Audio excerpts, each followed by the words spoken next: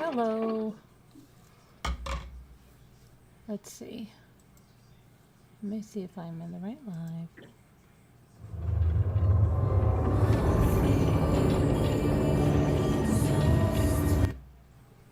Okay.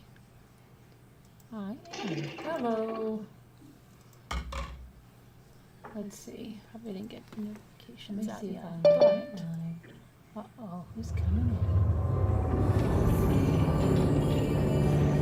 Kevin's back in? Okay. Kevin? Hello. Kevin? It says it doesn't start for 45 minutes. Are you serious? 12:45 my time. Get out of here. Are you serious? It's set for 12:45. Well, that must be a mistake. I'm already live, so I better go change it, right? Yeah, okay. It's okay. I'll meet you in the live minutes. That's weird. Serious?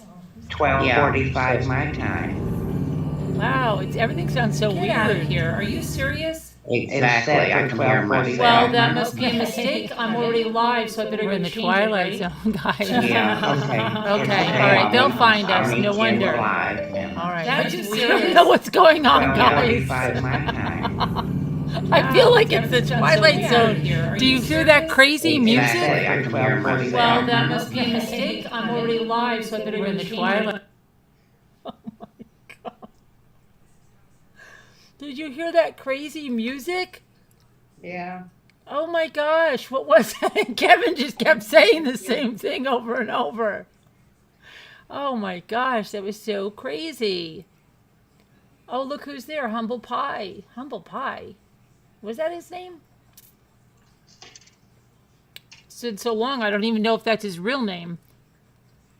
No, because isn't that what Linda called him? What was his real name? Was it Humble Pie? No, Hillbilly Pie. Hillbilly Pie. So who the hell is Humble Pie? I don't know. Hi, Humble Pie. You're not a hillbilly? Are you Hillbilly Pie? I don't know.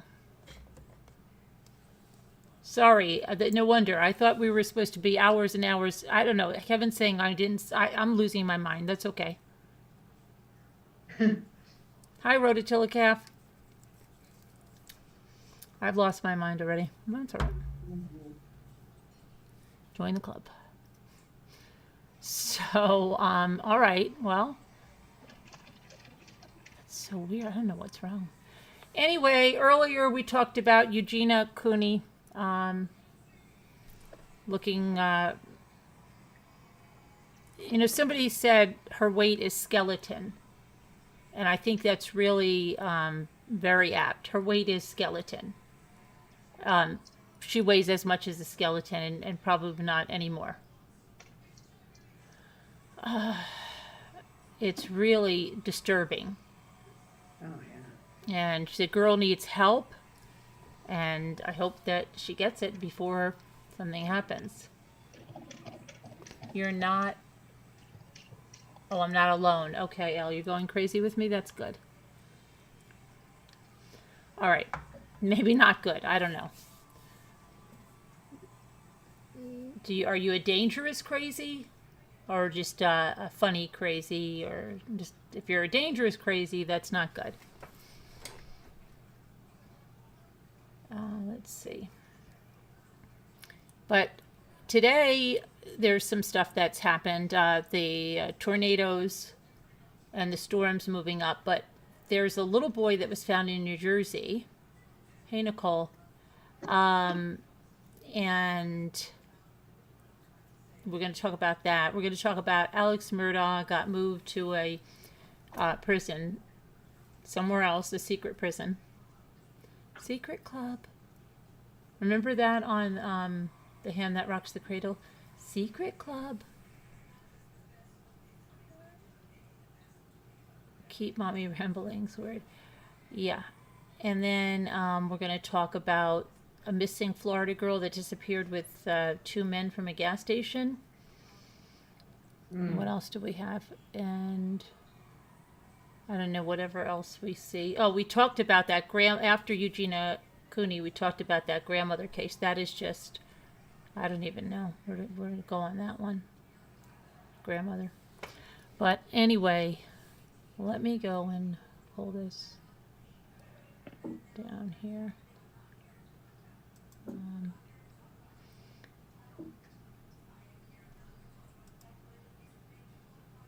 So, and then there's also in Ohio, an 18-year-old stabbed fatally a 17-year-old girl at a Columbus convenience store, and then she bonded out on $750,000 bond. So it's just, I don't know why she stabbed her to death. Let's see, but it sounds like maybe a mean girl kind of thing. Maybe it was over a guy. But she's out of jail, the 18-year-old, after she fatally stabbed the 17-year-old at a convenience store in Columbus. Brianna Barozzini admitted swinging a knife during the fight with Helia Culbertson late Sunday night. She was in court on Tuesday. Barozzini's attorney said there were self-defense issues related to the case, but didn't elaborate. The judge gave Barozzini a $750,000 bond, ordered her to stay away from the Culbertsons' family and the scene of the crime, and barred her from possessing any weapons or threatening acts of violence. Witnesses said the fight between Barozzini and Culbertson began inside 161 carryout on the northeast side of town before midnight. And then it escalated and then went outside, where Culbertson was stabbed once and left bleeding in the parking lot as Barozzini left and went home. One stab wound and she's dead. Culbertson was rushed to Ohio Health Riverside Medical Center in critical condition, but she died right before 12:30 a.m. Witnesses and surveillance video identified Barozzini as the suspect, and police found her at her home in the well-to-do suburb of Westerville. Police found her there and arrested her on the charge of murder. Her attorney said she's been cooperating with detectives despite having fled the scene of a murder. So then it's all good.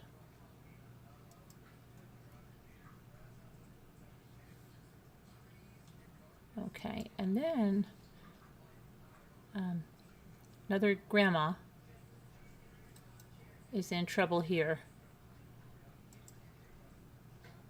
Not the other grandma that we saw before, but a different grandma. This one is the executive director of the California Police Union, and she's been arrested on charges that she has imported illicit drugs, having them mailed to her home under innocuous labels such as wedding party favors or gift makeup or chocolate and sweets. Federal officials say they intercepted 5 shipments to Joanne Marion Segovia between July 2019 and July 2023, containing thousands of pills, including synthetic opioids, tramadol, and tapentadol, as well as fentanyl. Some of the parcels were valued in the thousands, and some parcels contained fentanyl derivatives. She's 64 years old, and she is suspected of using both her home and office computers, as well as the union's UPS account, to order and distribute 61 shipments between October 2015 and January 2023. And the shipments came from Hong Kong, Hungary, Singapore, India, and distributed to several states in the United States. She's been the grandma of the POA, San Jose Police Officers Association, President Sean Pritchard said of Segovia, who has worked for the same union since 2003. This is not the person we've known. The person who has worked with fallen officers, families, organized fundraisers for officers' kids, just not who we've known for over a decade. Pritchard said there was no indication that anyone else was involved in the scheme. The federal complaint says Segovia used encrypted WhatsApp communications to coordinate the drug shipments.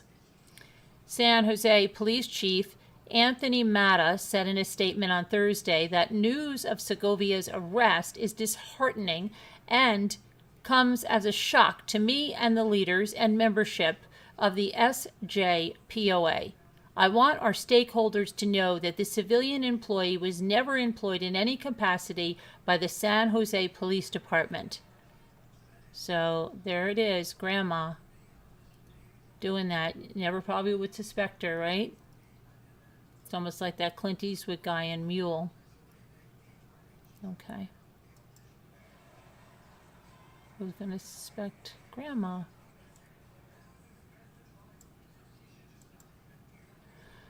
And then, let's see what we have. Andrew Tate.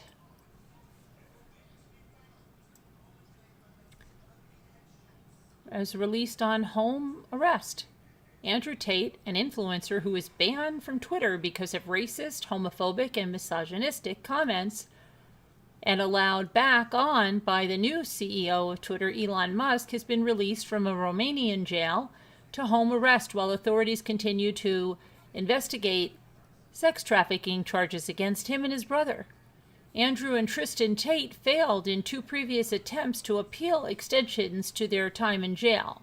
They will be placed under house arrest while the investigation continues. The brothers were arrested in December, just after Andrew got into a Twitter spat with an environmentalist.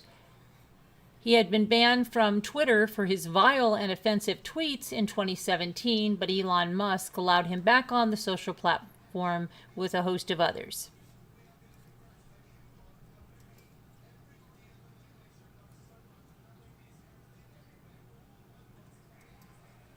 Okay, Alex. He looks, that like ages him, that crew cut ages that man like 30 years. And the calculator gives you the cash. Oh my gosh, what is going on here? Papa Pads.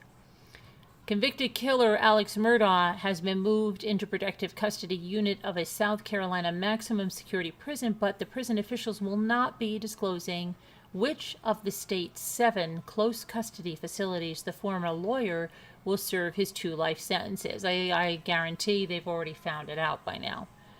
Department of Corrections made the announcement Friday afternoon saying Murdaugh's evaluation process was complete, and after his conviction for the murders of his wife Maggie and son Paul, the department said it could take 45 days for the evaluation process to run its course. But a 4-member panel met on Thursday and made the decision. You're out of here.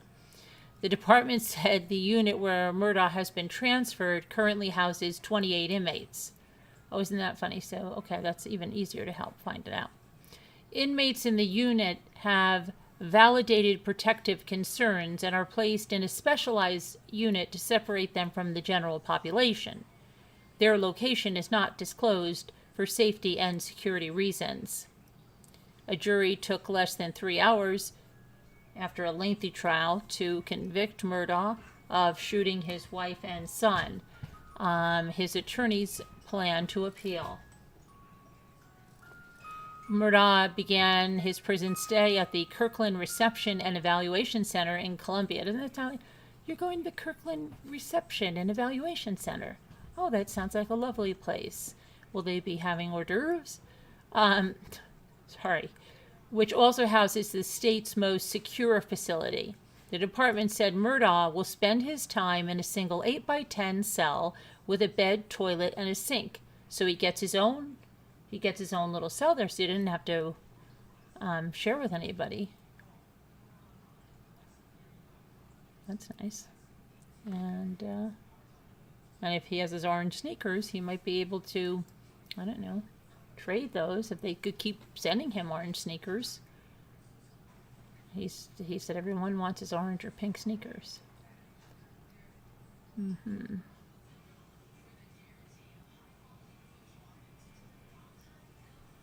Okay. And next,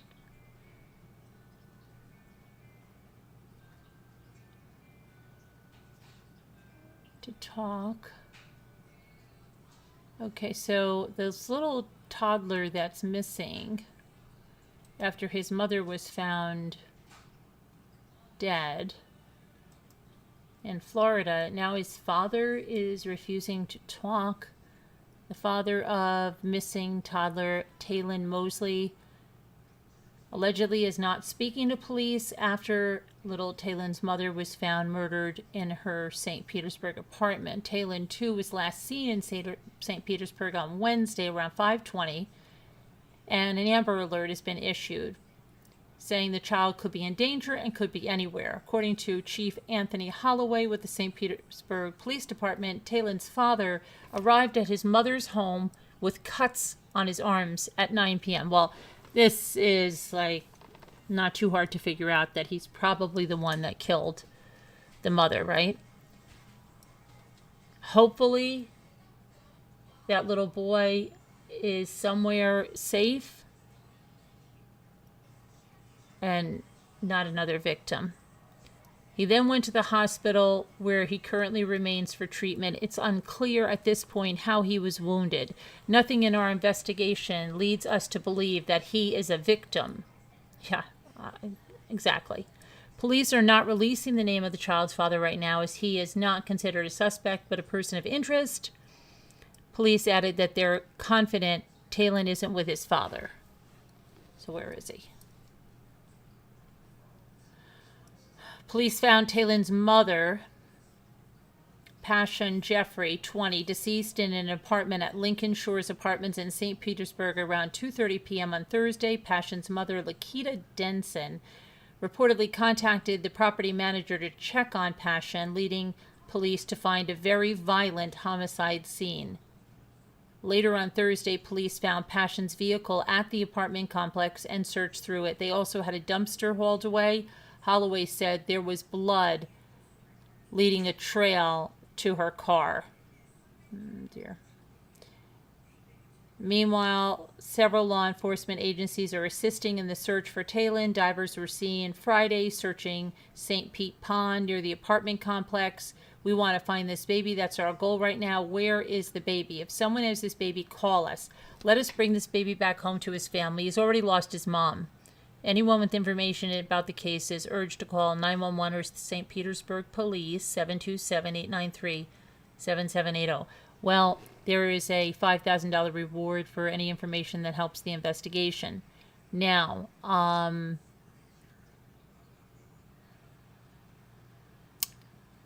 here's what I'm going to say. Well, what happened to this little boy? Like, this father killed the mother, did he give the child to his mother, somebody in his family, or because he had to go to the hospital? I don't know. I hope that little boy is not murdered. But didn't they have any cameras at this apartment complex that could have seen what happened outside? I don't know. Crazy. And then remember Oscar Pistorius, the guy that fatally shot his girlfriend? He was denied parole. He's the runner. He has those metal legs. There was I think it was a Lifetime movie about this guy. He looks very different there. Anyway, on Friday, South African court denied parole for Oscar, who has served nearly 7 years for fatally shooting his girlfriend back in 2013. Department of Correctional Services said in a statement that Oscar's application for release was denied because he has not served the minimum sentence. As a result, a board will reconsider the 36-year-old's parole in August of 2024. Well, he's only 36.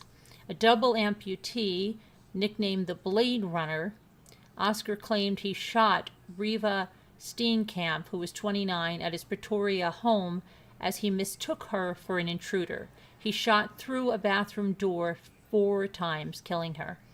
In 2014, Oscar was convicted of culpable homicide and reckless endangerment, sentenced to 5 years. In October of 2015, he was released for good behavior and placed on house arrest. A month after his release, his culpable homicide conviction was overturned, and he was convicted of murder. He returned to custody July of 2016 to serve a 6-year sentence, but that sentence was increased to 15 years after the National Prosecuting Authority deemed the punishment shockingly lenient.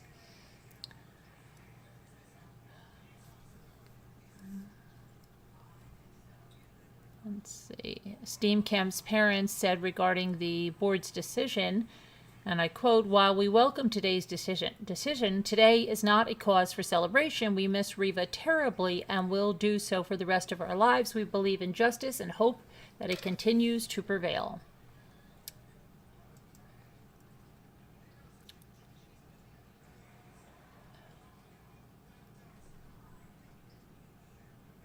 Okay.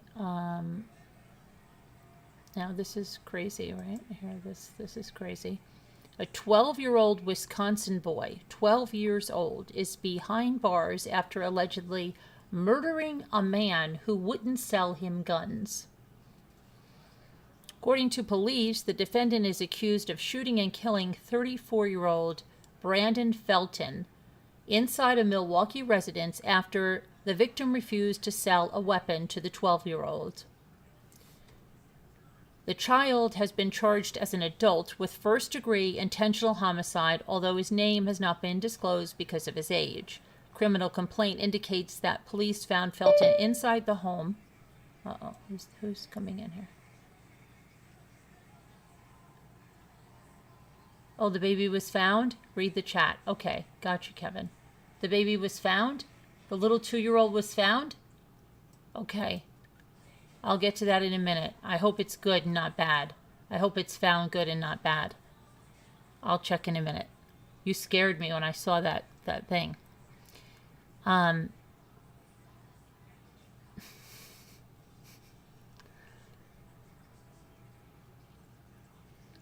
Okay. Felton was found inside the home May 18, 3 days after the defendant allegedly shot him. Felton had a single gunshot wound to his head. Police tracked the suspect down after determining that a pizza delivery was made under the defendant's cell phone number.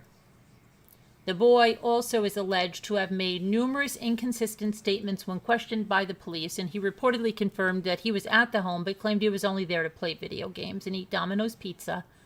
He then blamed the murder on another person named Sam. The criminal complaint states that police found evidence on the defendant's phone, including a text message that read, "I'm going to do it to Brandon." Another text message asked, "Should I kill him right now?" While the recipient wrote back, "No, go in the bathroom and call me."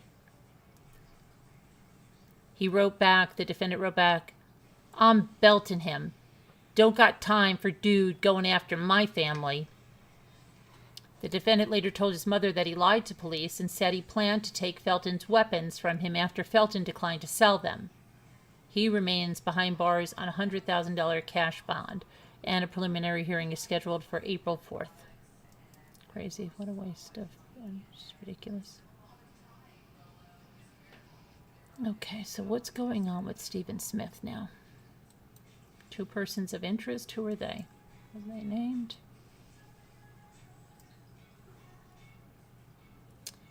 South Carolina Law Enforcement Division has reportedly identified 2 persons of interest in the unsolved case. Well, one of them is that lover of his, right? SLED opened its own investigation into Stephen Smith's death in 2021 after reviewing the Highway Patrol's multidisciplinary accident investigation team report. We read that the other night, which led the agency to conclude that the 19-year-old was not hit by a car and that his body was dumped on a road in Hampton County. The stepfather of the first suspect contacted authorities 5 months after Smith's death. The stepfather reportedly stated that his stepson said the second person of interest struck and killed Smith. The reason the stepfather was passing the information on was because Randy Murdaugh told him to call. Randy is Alex's older brother, also an attorney. The 2 persons of interest reportedly lived near where Smith's body was found in Hampton County. A month after Stephen's death, Randy represented someone who filed a motor vehicle accident lawsuit against the second suspect. Less than a year later, another lawyer linked to the Murdaughs reportedly filed a separate lawsuit against the first person of interest. That suit also pertained to a motor vehicle accident. Both cases were eventually dismissed in court. Smith's boyfriend alleged that around the time of Stephen's death, they had an argument. about provocative posts that Stephen put on Craigslist. The boyfriend claimed that information about Stephen's work as an escort is on an iPad in his sister's possession, and that his sister would handle his calls pertaining to his escort work.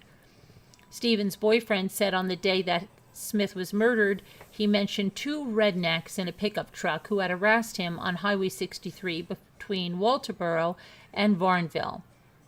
The boyfriend also stated that Smith sounded drunk or on something, and that Smith felt he was being followed.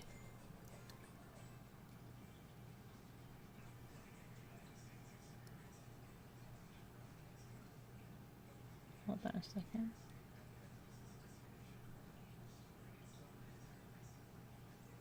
The last time we talked that night before the phone went down, and I said to him, "Are you walking or not?" I knew at one point I heard big mud tires. They're like coming toward him or going past because they sounded loud, and they were getting louder. And that, I believe, was the last time I talked to him, Smith's boyfriend said. Smith's sister denied allegations that Stephen Smith was an escort. She admitted she had no idea who he was seeing or where he was going in the 2 weeks that preceded his death. Police interviewed a man who claimed he had a sexual encounter with Stephen Smith after Stephen Smith placed an ad on Craigslist. In 2016, Stephen's mother wrote to the FBI about Murdaugh's possible involvement in her son's death. Smith attended high school with Buster Murdaugh. And she said, Stephen had on more than one occasion mentioned to friends and his twin sister that he was involved romantically with someone from a prominent family in the county who was hiding his sexuality. He said it would shock people to know this person was gay. We suspect this could be the young man Stephen was referring to, though he never named my name. And let's see. Sources are told that SLED has evidence showing that the Murdaughs were not present when Stephen Smith was killed. Earlier this month, SLED said Hampton County Sheriff's Office and the South Carolina Highway Patrol did not ask them to investigate Stephen Smith's death in 2015. According to the agency, it re-explored Stephen's case after agents received information and reviewed Highway Patrol investigative file. At the time, it was unclear what information they got, where it came from, or who it came from, and why it led to them reviewing the case. In March, Smith's family established a GoFundMe to have Stephen's body exhumed. The fundraiser quickly met its goal and amassed over $100,000 in less than a month. Smith's family said they were seeking an independent autopsy in light of the investigation into Paul and Maggie Murdaugh's 2021 murders. The murders occurred nearly 2 weeks before SLED revisited Smith's case. At the time, SLED said information it uncovered when investigating the Murdaugh's murders prompted them to look again at this case.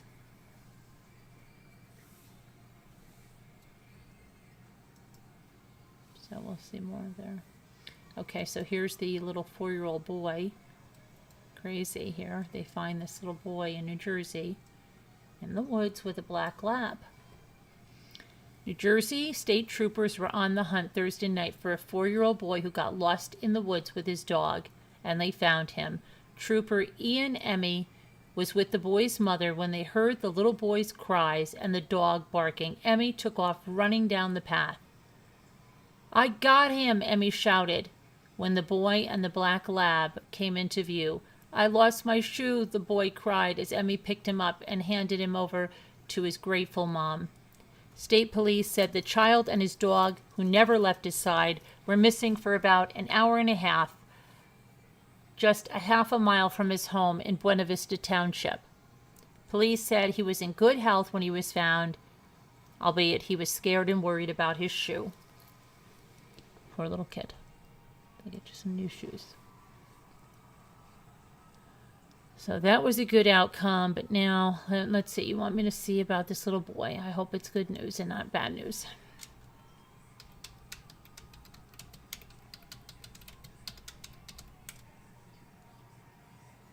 Oh no, it's not good news. Oh my gosh. It's really bad news. From an alligator's mouth. Police in St. Petersburg announced Friday night that the search for a missing 2-year-old was halted when officers pulled his body from the mouth of an alligator at a lake 6 miles from the apartment complex.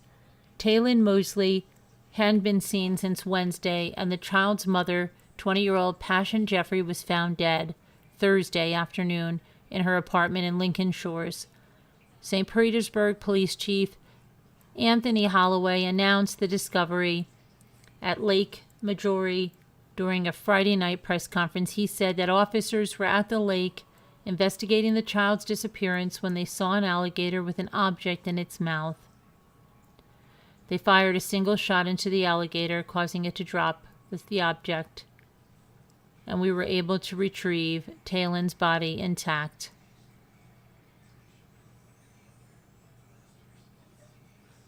He said the child's father, 21-year-old Thomas Mosley, has been charged with 2 counts of first-degree murder in connection with Taylon and Jeffrey's deaths.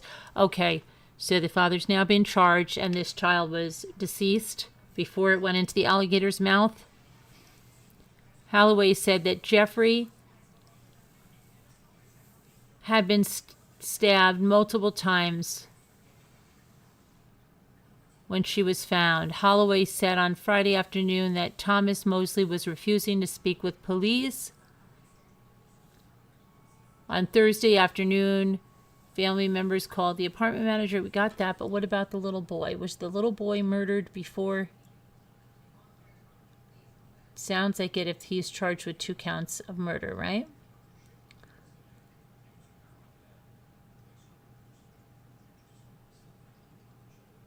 Police say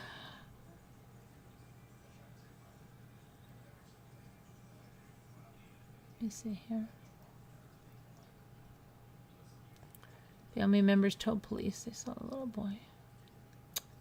So terrible.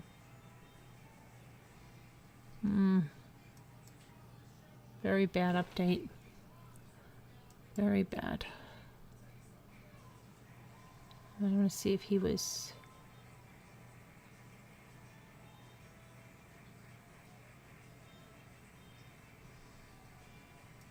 Trying to see if he was already found in alligator's jaws.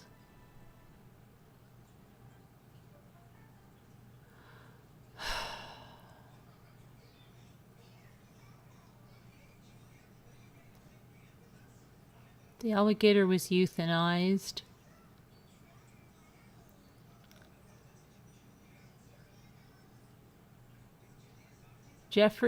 Passion Jeffrey, who worked at a CVS store, and her son were last seen by family members at 5:20 Wednesday.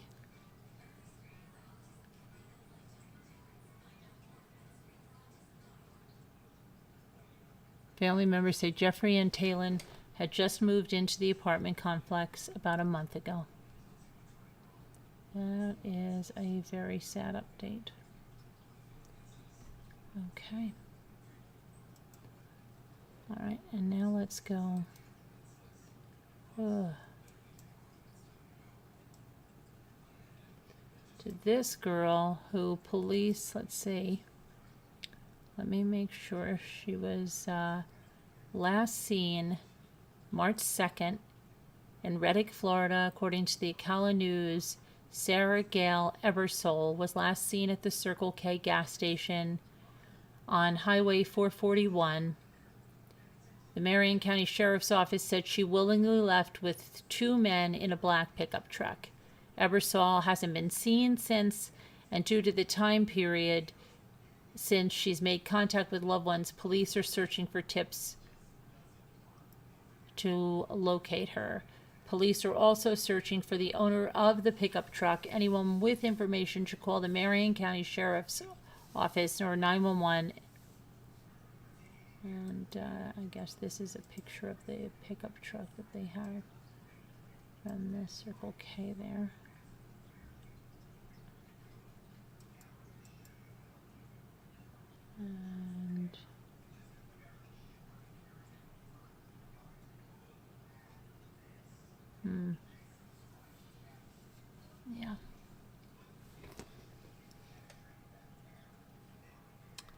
All right.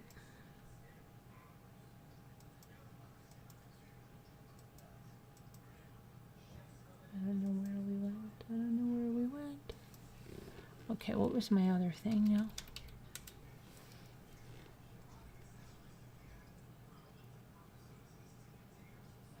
That we did. California, we did that.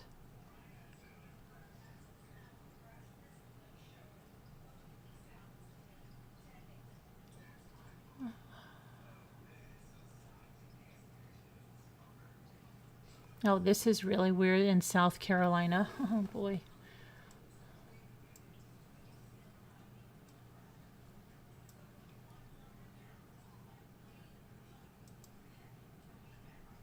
Authorities in South Carolina foothills of the Blue Ridge Mountains are investigating after a dog. Now just imagine this scene, okay? Dog brought its owner a human forearm. What you got there, buddy? What you got there, buddy? Ah, right? The Oconee County Sheriff's Office responded to the call and launched a search of the area, eventually finding a body in a nearby creek. Investigators say the body was a woman, but they won't have an identity or cause of death until the autopsy is complete. Coroner's office and the sheriff's office has been in contact with the family of a missing woman from a tiny town in Salem in Oconee County and that family has provided information to help with the identification of the body. Wow. That is something.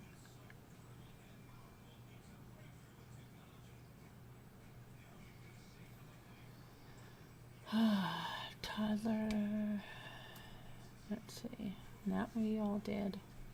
And now I'm going to go on to this other thing right here. Yeah, that's really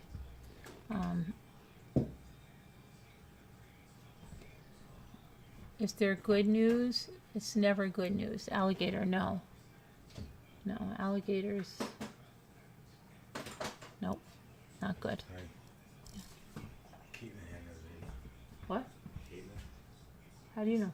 I just saw she's got a little baby. What is it? NICU or something like that? On Facebook? Yeah. Caitlin. Did she just have one like last year? I have no idea how many kids she has now. Probably like 7. The baby's in the NICU? That's insane. Okay. Okay. Let me see now. Hi, Liz Tops and everything. Yeah, it's never good news. Let's see what else we have.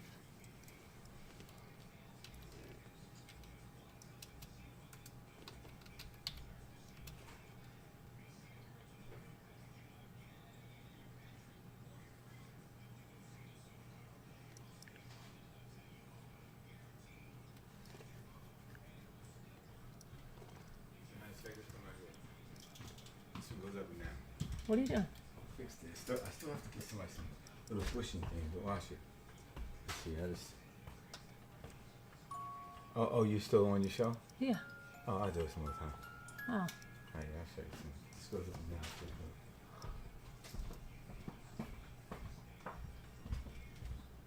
down. Okay, so let me see now. What else do we have here? The Florida grandmother, that is a crazy thing. I can't go over that again. Those 1,000-pound sisters, I thought they just got married, but they're getting divorced already? What? I don't watch that show. I think Scooter watches it. I don't watch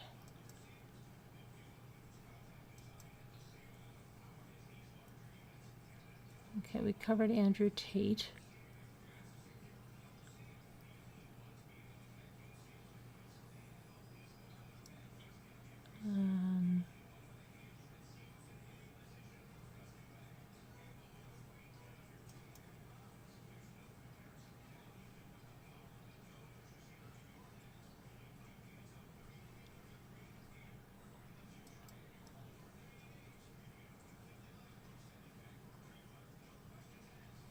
Anything else is going on? Adnan Saeed, I don't see much.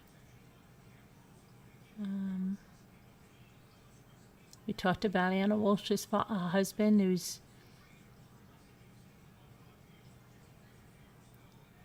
was indicted by the grand jury for her murder. We talked about yesterday about Keegan Kline, right?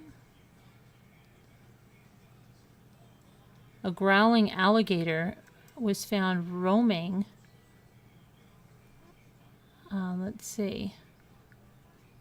A growling alligator was wrangled by police after he was found roaming around a Tampa, Florida street. He was growling and hissing, and he was wrangled. And I don't know where he was taken somewhere. Let's see.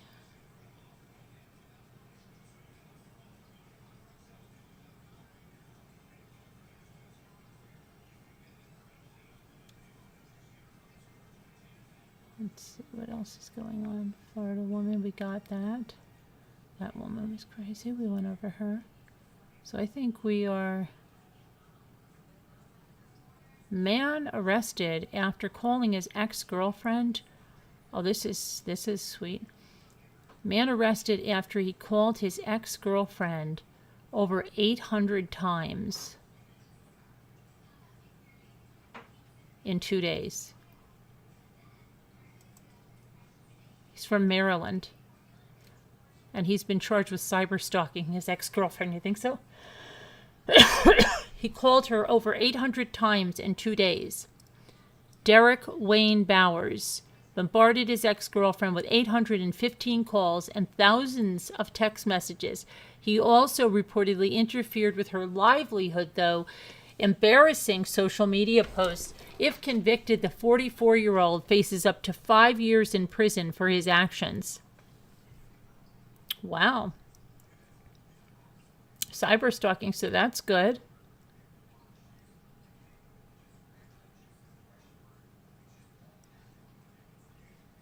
There's a lot of people that do that. Call you unbelievable amount of times. Okay. And I think we're going to say, let me see, woman accused of stabbing her ex-boyfriend.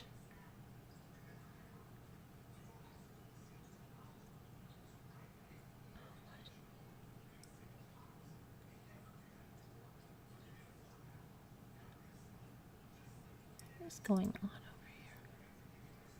Women, wait a minute. A woman accused of fatally stabbing 3 kids, injuring 2 during a CPS visit. 3 children were fatally stabbed and 2 injured Friday in an attack at a home in Texas during a CPS visit. The sheriff's deputies responded to a call at 4 p.m. South Harris Street in Italy, located 40 miles south of Dallas.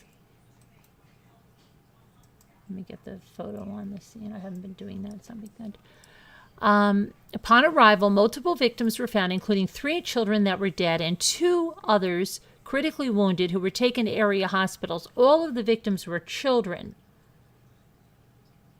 Shamala Dayanshana Hall, 25, was arrested and charged with 3 counts capital murder in connection with the incident. She's being held on $6 million bond. The murders occurred during a home visit by Texas Child Protective Services, during which the caseworker decided she was going to remove the children from the home. The caseworker called 911, and responding deputies discovered the victims. A 6-year-old boy, 5-year-old twins, boy and girl, were found dead, while a 4-year-old boy and a 13-month-old girl seriously wounded. The sheriff did not confirm the relationship between the suspect and the victims. Wow. We are shocked by this incomprehensible tragedy and already working with law enforcement to investigate how this happened and why, said Texas Department of Family and Protective Services. Shamelia Anderson, a relative of the victims, confirmed that the children attended the elementary school across the street. They gained their wings, she told the station. They were beautiful little babies. Oh my gosh. The Ellis County Sheriff's Office is leading the investigation with help from the Texas Rangers.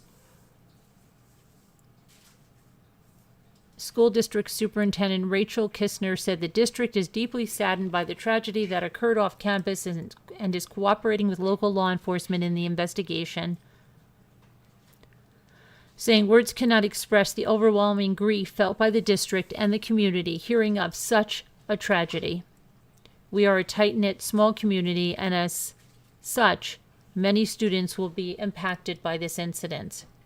The district will have counseling available on Saturday and next week. Wow.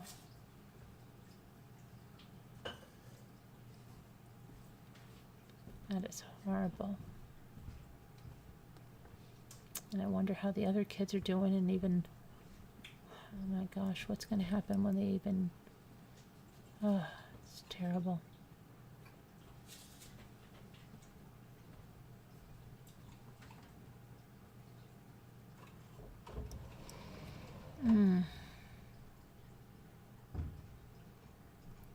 Okay, that's horrendous. Really is. All right. All right, so then let's see.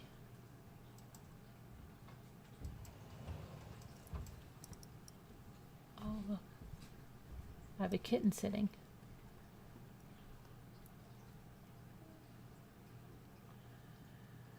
Hi, Sunkist.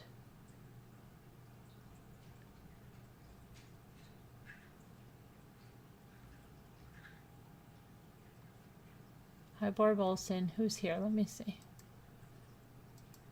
Hello, Deborah Van Couverton, L, Gretchen Blue, Kevin, Nightbot, Sunkiss, Rototilla Cath. Hello. And so what else are we going to do right now? Let's see. We have to get off this sadness. We have to do something fun. Let me see. Let's see.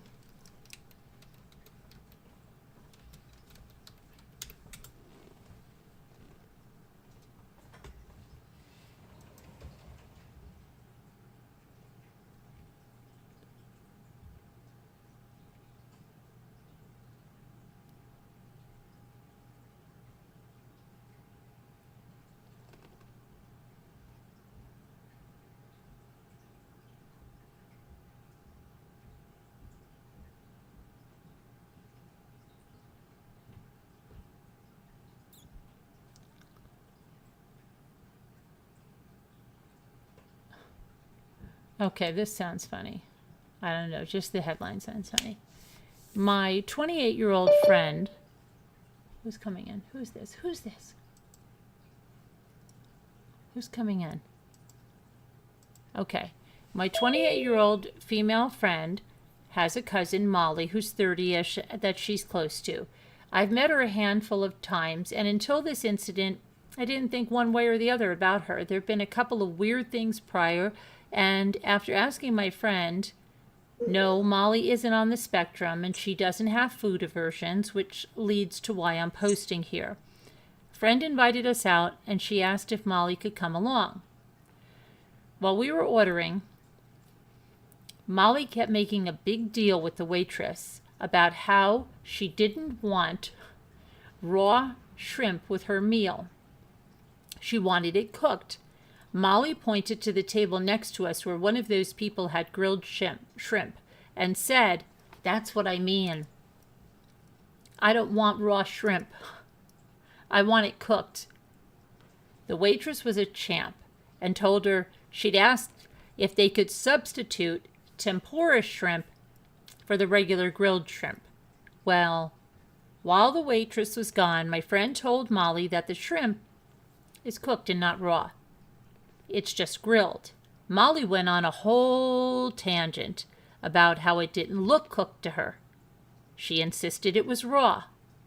Whatever. We order and try to drop it. A couple of us got regular shrimp with our meals, myself included, and I got a side of tempura shrimp, because that stuff is good. So here's where I might be an a-hole. When we got our food and started eating, Molly made another comment about how she didn't get how we could eat raw food like that and we were going to get sick. I had enough, and I told her that our food is cooked, and the only difference between our shrimp, I can't speak tonight, our shrimp and hers was the breading. So I peeled off the tempura from one and held it and a regular grilled shrimp up and said, "See, they look the same. The shite is already cooked. You're just being willfully ignorant." Molly excused herself to the bathroom, and the vibe was killed after that. We got our food to go and paid right after that. And I did apologize to the rest of my friends. My friend and another of our friends have been on my case the past day and a half over this and keep telling me I need to apologize to Molly. I don't think apologizing to her is warranted in this instance, though. It's one thing to have a hang-up over food, but it's another thing to keep making comments after you've already had something explained to you. Am I the a-hole? You can put yes or no in the chat. I think that girl must have been hell of annoying, saying that the shrimp was raw, and I probably would have done the same thing, but I wouldn't have done it as harsh. I would have said, "Look, see, this is the same. Same here. Same thing. It's cooked, Yep. see, just like this." How can you get to be an adult and not know that?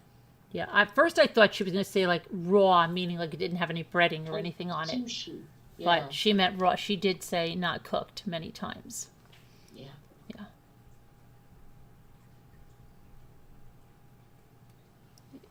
Gretchen says no.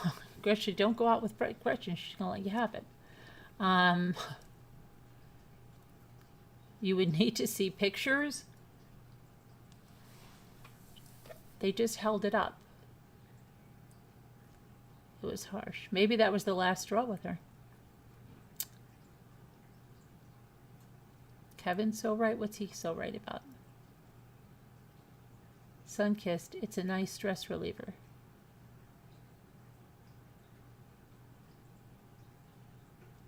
Oh, gardening.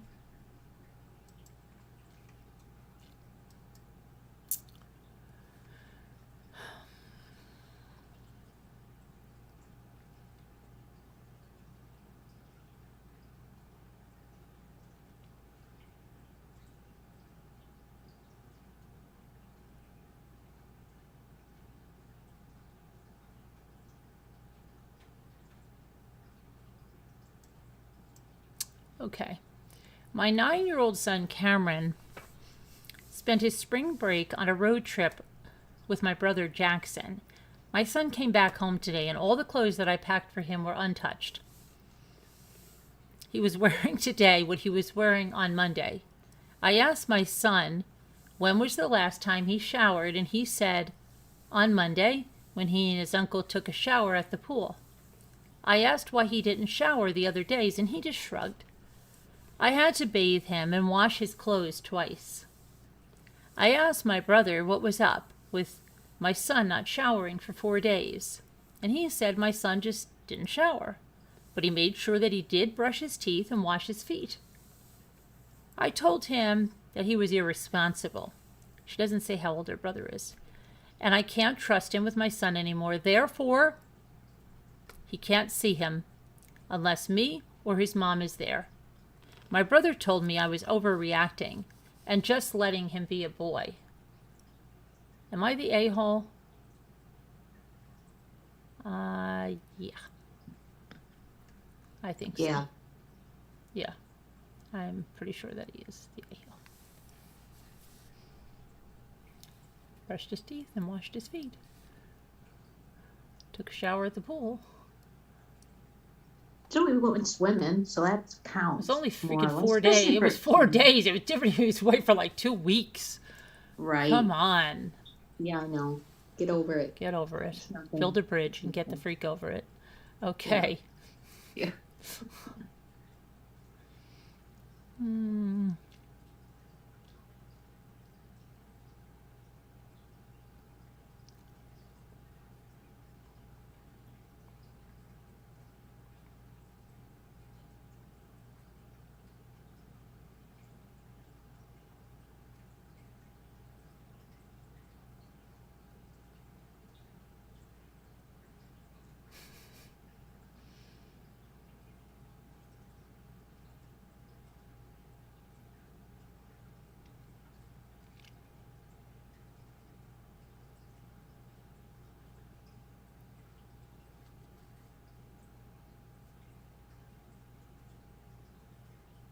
Okay, here we go.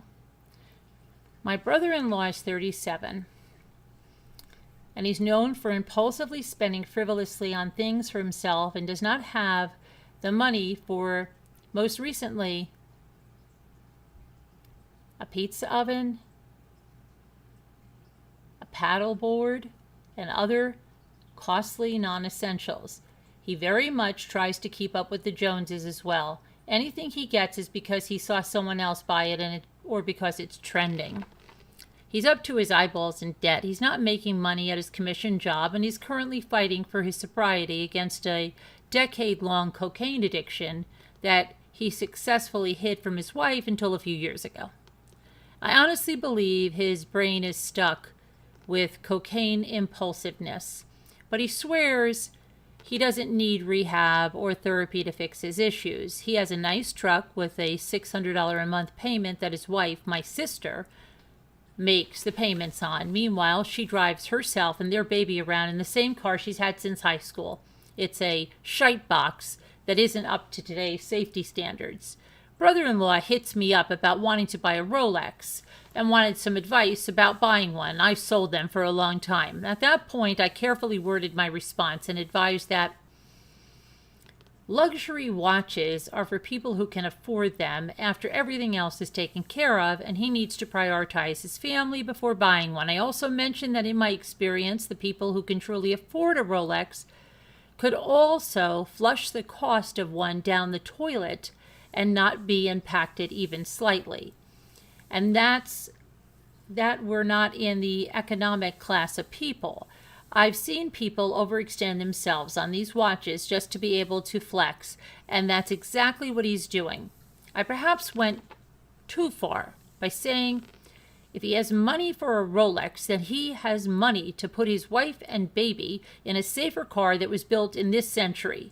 He got upset because I didn't tell him what he wanted to hear, but I meant what I said, and there is no one else there to save him from himself. His wife is trying to be very supportive of him and his recovery, and usually goes along with his impulse buys because it reduces their fighting, and the money isn't going towards cocaine. It's not my business, but I worry for my little nephew, and considerably less my sister who enables him. I'll accept the a-hole designation if I crossed a line here.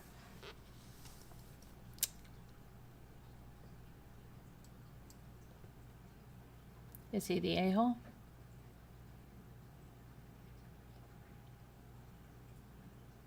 No way, Alf says. Oh wait, no way, yes way? He is the a-hole for telling him not to get the Rolex?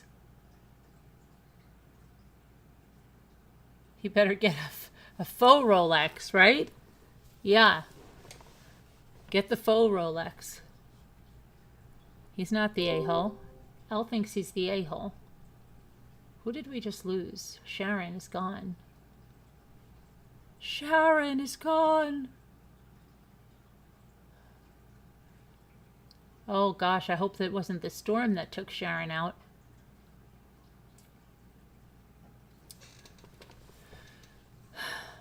Hi, Liz Tops. No, Hi, he's Annie not B. the a-hole. Good. Good, good, good. Okay, let's see.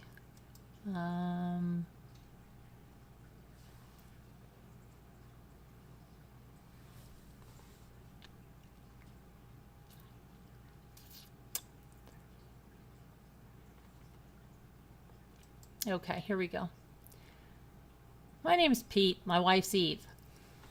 We have an agreement. The agreement says that if one of us has a complaint or suggestion that we want to voice to the other person, we must preface it with at least 2 compliments.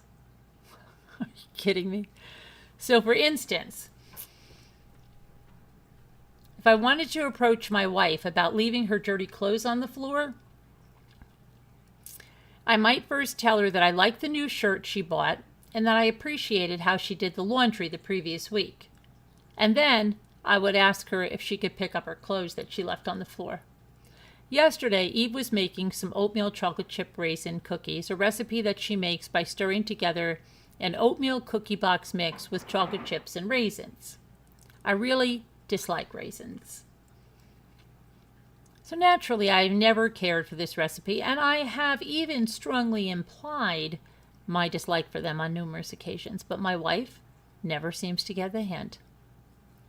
So yesterday, when Eve was getting out the ingredients to make the cookies, I started with 2 compliments. I said it was a nice gesture for her to make the cookies for the family that I liked, how she cooked them for the perfect amount of time so they weren't too hard or too doughy. I then told her I didn't care for the raisins and that I would appreciate it if she made a few cookies without them, since the raisins aren't already mixed in. Eve adds them and the chocolate chips to the box mix. My wife nodded, so I thought that meant she was saying yes. Later she announced, "The cookies are ready." So I came over and asked, "Oh, which ones don't have raisins?" With a confused expression on her face, she asked me what I meant.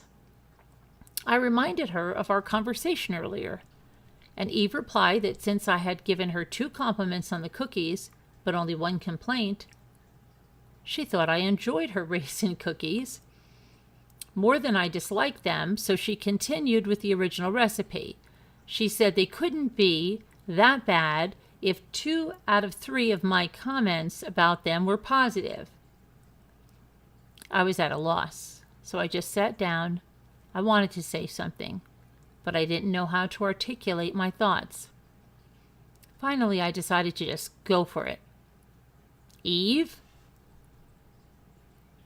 But before I could continue, Eve interrupted in a warning tone. "Careful, Pete. Remember our agreement?" At that point, I lost it. I stood up abruptly and told her I couldn't pretend anymore, and that the eating of the raisin cookies like this was unbearable, and that my feelings about the cookies were pretty much all negative. I didn't preface the comment with 2 positives, so I broke our agreement here.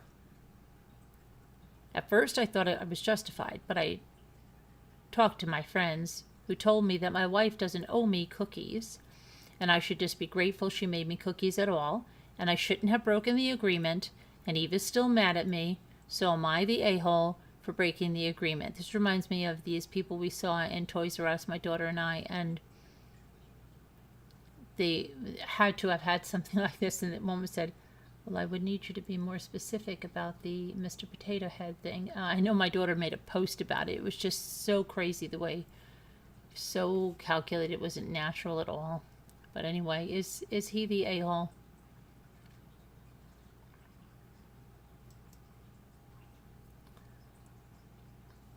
No, no, no. You have to give 2 compliments before you give your real opinion.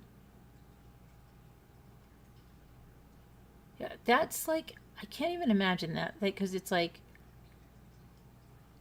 I really like the way you made that pasta tonight. I like the way that you cook for us. But you left the stove a flipping greasy mess. And I'm the one that always has to clean it. No. Because you know how they say you could say 10 things positive to somebody and 1 thing either critical or something, and that person will forget the 10 things positive you said and will only think about that one critical thing. So isn't that what happens? It doesn't really lessen the blow because first of all, it's almost going to be like Pavlov's dog. The minute your partner comes in with a compliment, you know they're just saying it because they're going to slam you with something negative. So you're going to be like, anytime they give you a compliment, you're always waiting. Okay, that's 1, 2. What's the next thing? And what about when they really do give you a compliment? You're going to wait for the shoe to drop. Hi, MJ.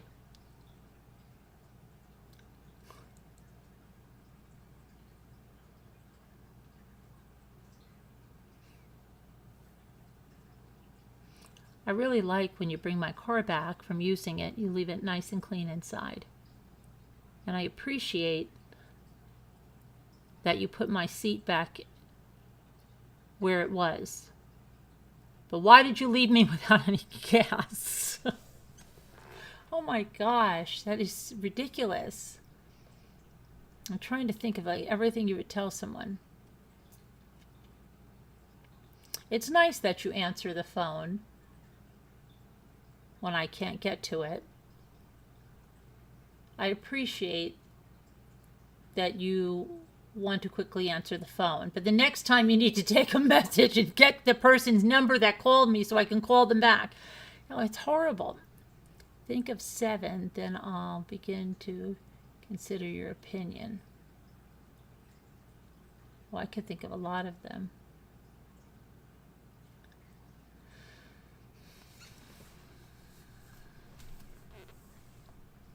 Stupid games these people are playing with each other. You'll never know where you stand. Yeah, it's just so contrived because then it's not even like, nothing is natural. I have to compliment him. I have to compliment her. Then the compliment is nothing like you're even having a real compliment.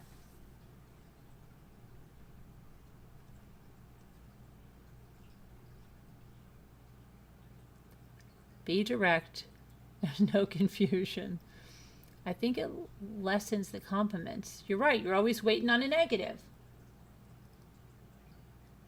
And you know what? It's not even going to be good because, like, let's say you come down and the stove's a greasy mess. And then you're like, you're pissed. Then you've got to think of 2 compliments. But they're not going to really be delivered. I complimented my kids before a complaint. They think I'd gone loopy. I really love how you always remember to bring your backpack home out of the car when we get home from school. And I like how you put all your books in it. But I hate how you leave it on the floor. Come on, this is so bad.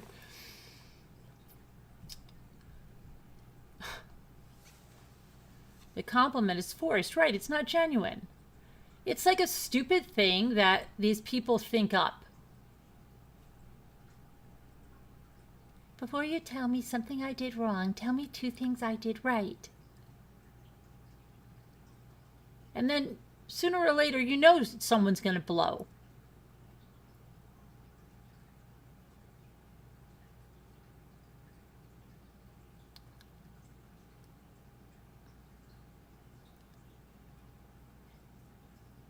I appreciate the way you opened the door for me at that party. And I really like how you ordered me a drink. But you were looking at all the women there. Okay. It's so silly. Your hubby keeps waking up with hiccups? That doesn't mean a stomach bug. He could have eaten something that didn't agree with him, or he's got too much air, or tell him to wake up. Tell him to twist. Put his arms in the air and twist. I'm not mad at you. I'm just disappointed. I'm not mad at you, Helga. I'm mad at the dirt. Never have I noticed hiccups like this. What are they like, Gretchen?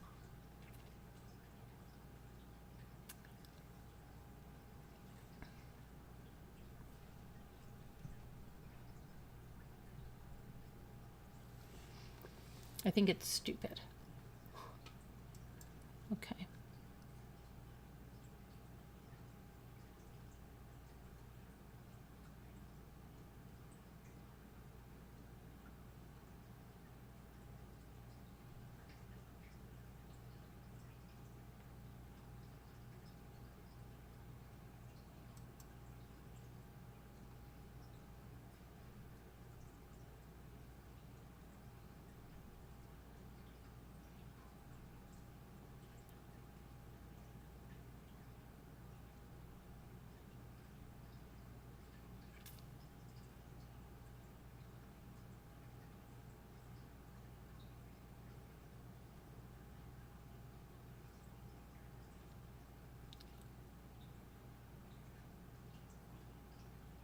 Oh gosh, okay. I got myself a dog 2 years ago, and I've been with my wife since we were teenagers for 12 years. We are currently 16 weeks pregnant with our first and probably last baby, our miracle baby. Her hormones have been off the charts, as to be expected, as this pregnancy has been difficult for her. To cut to the issues, since my wife has become pregnant, my dog has become a whine arse. To put it bluntly, the vet states it's just the dog's way of expressing concern for my wife, and that she now has anxiety, more than likely caused by my wife's difficulty and emotions. Recently, I started referring to my dog as Pupperino whenever she starts whining. Example, "What's wrong, Pupperino?" The first few times I said this, my wife went quiet and removed herself from the room. But recently, when I called my wife the nickname I had given her 12 years ago, she told me to never call her that again, Baberino. When I asked her why, she said I tainted the nickname for her, and she never wants to be called something that is that closely similar to what I've been calling my dog. I admittedly don't see what the issue is, but with that said, my buddy is on my wife's side and said that since I knew my wife's hormones and depression was in full spike, calling my dog a nickname that was so closely similar to that of which I've been calling my wife for years is basically being disrespectful.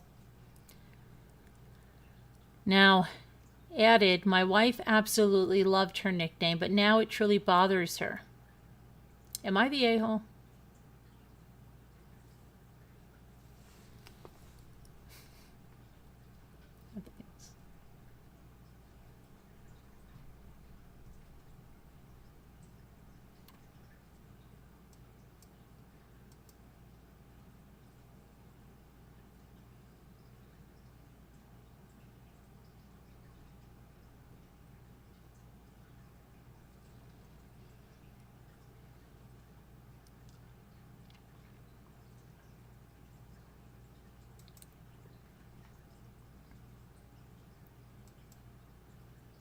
No, not sure. High 61 says.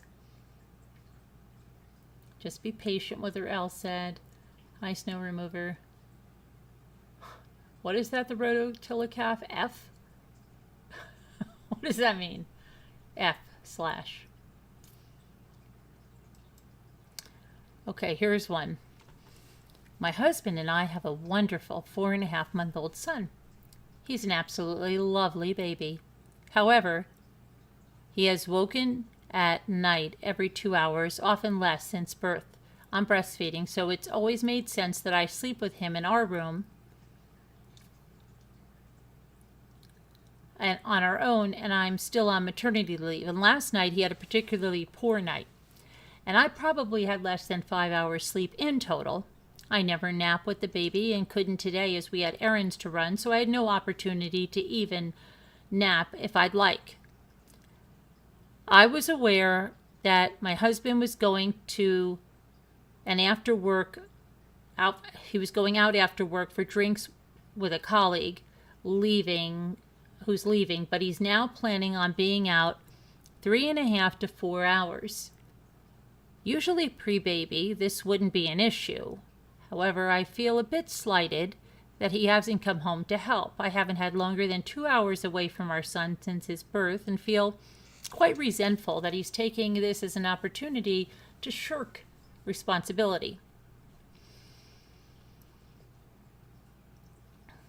As it is, he goes to the gym 4 times a week after work, so it isn't like he doesn't have time to decompress, and these are work colleagues, not even close friends. I have decided not to bother cooking us dinner, and I ordered myself a takeaway. I'm fed up with having to sit and wait in for him tonight. I know I'm being petty, and I haven't told him, as I don't want to blackmail him to come home. I'm pretty sure this will cause an argument, so before it does... Am I the a-hole? So she's upset that she ordered takeout for herself?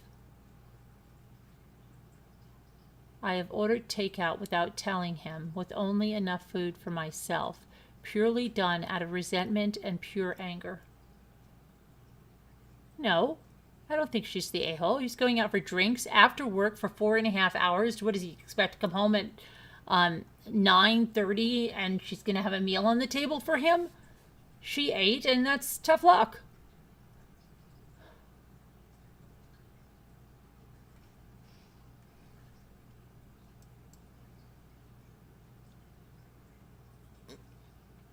She's worried that she ordered takeout. I guess they don't usually get takeout. It might be expensive for them or whatever. Out of anger and resentment, and only ordered enough for herself. Didn't think of him or what he would eat. She ordered it for herself, and that's it.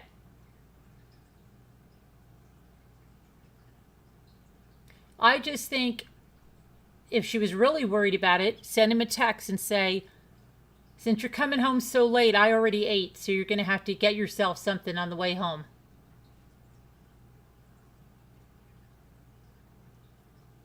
That's just stupid to even be worried about that. He's going out for freaking drinks.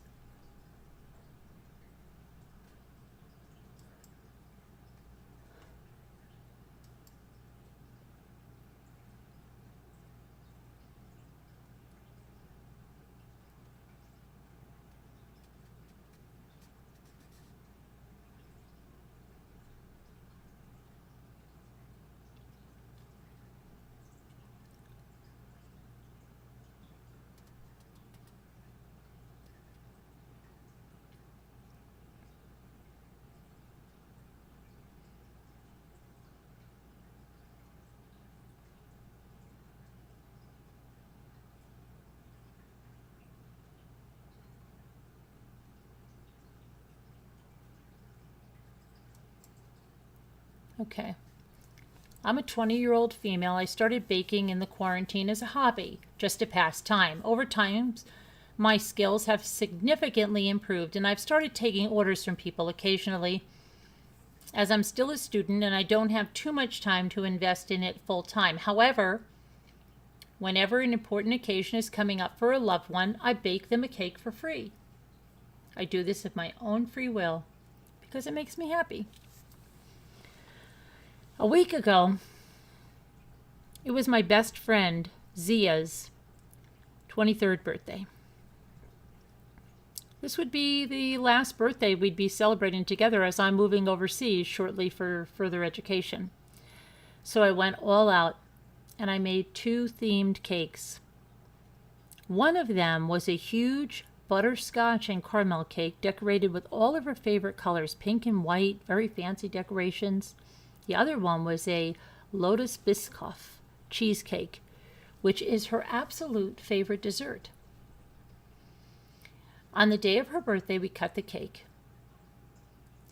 And she gave us all 1 slice each from the cheesecake, only 3 of us apart from her.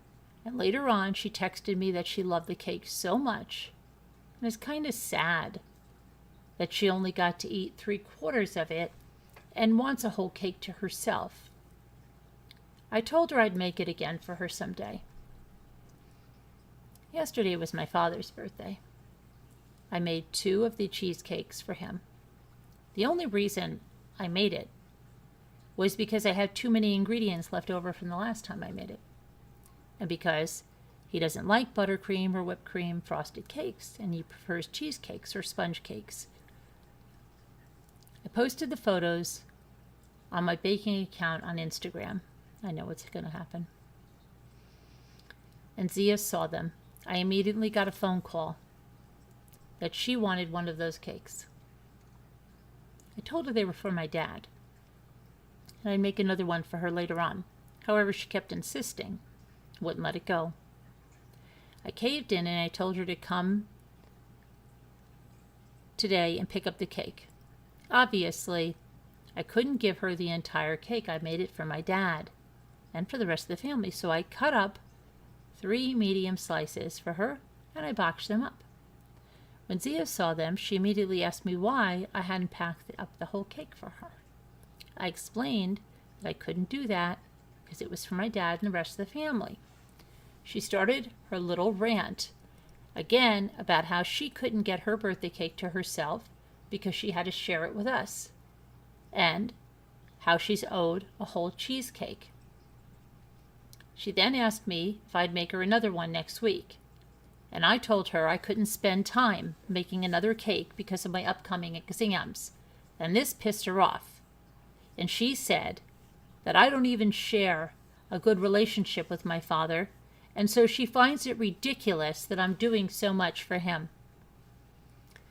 This was a low blow, and it really ticked me off, and I told her to never expect another cake from me again. Now, I'm petty, selfish, and a bad friend. Am I the a-hole?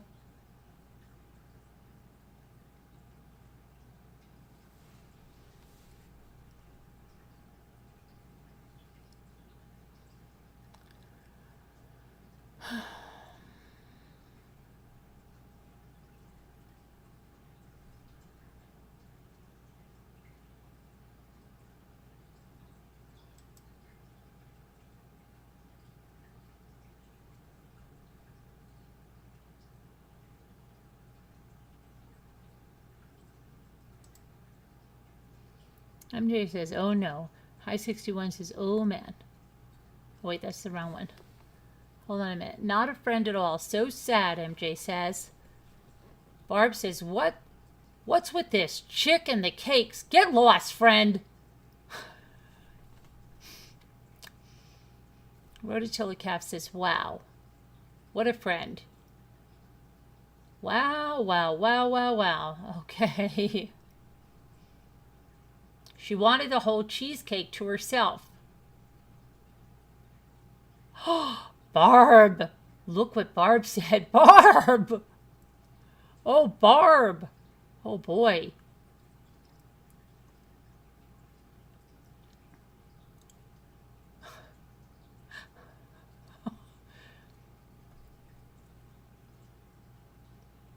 Be thankful you got thought of.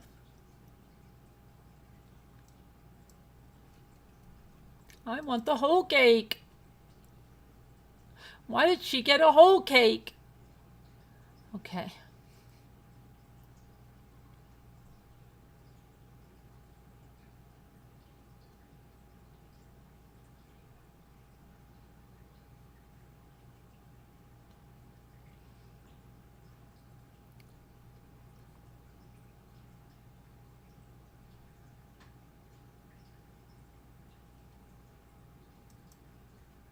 Okay, let's see this. I get that butter is a delicious dairy product, and I don't even keep alternatives in my home. I also don't mind my kids getting snacks within reason. However, I've taken to policing the butter when a neighbor kid comes over, and I'm starting to worry if I'm a crazy person. Jill lives in the neighborhood, and she's a tween, aged a couple of years older than my eldest kid. I don't mean to be picky about ages, but it does create a power dynamic in the friendship with my daughter. Jill is nice, polite, funny, smart kid. She's autistic and struggles with boundaries, which means I have to lay down some rules when she comes over. Her own mother has encouraged me to do this. But while nothing huge has ever happened, enough more minor stuff has happened to make me watchful of her. Though I generally am happy to have her over, these more minor stuff seem to happen because, according to my daughter, Jill is older, very type A, tends to want her way, and my daughter isn't all that confident in standing up to her. I have been working with my daughter on this. To get to the point, the one thing that does have me tearing my hair out about Jill is her love of butter. When she comes over, it's not uncommon for her and my daughter to get snacks. And a good go-to is bread and butter, which would be fine, except for Jill's intense love of butter. It's not unheard of for her to layer half a stick of butter on a single piece of bread, and then to have multiple pieces of such bread. To her, butter is her favorite food in the world. She's Julia Child in this regard. She's also expressed butter is one of the foods that doesn't bother her. See aforementioned autism. And that's fine and all, but it kind of drives me crazy to see her going through so much butter when she comes over. And then I feel silly for being aggravated by that because it's just the store brand, cheap butter. So I take into monitoring the butter when she's over, which puts my daughter in an awkward spot as Jill is older and is pretty good at getting my daughter to break out the bread and butter. All of which makes me feel rather a-hole-ish. I realize it's my house, my butter, my rules, but where's the hospitality in that? Jill stays for dinner every now and then, so clearly I don't mind feeding her. I also have no reason to suspect she's starving at home, but I do know that her mother limits the butter that she buys. So the neighbor kid loves butter and can really pack it in when she's at my house. Her autism may limit the food she will eat, so butter may be a big source of calories for her, so I tend to ration the butter and even put it away into hiding. I fear I am the a-hole for being the crazy butter lady. Am I the a-hole?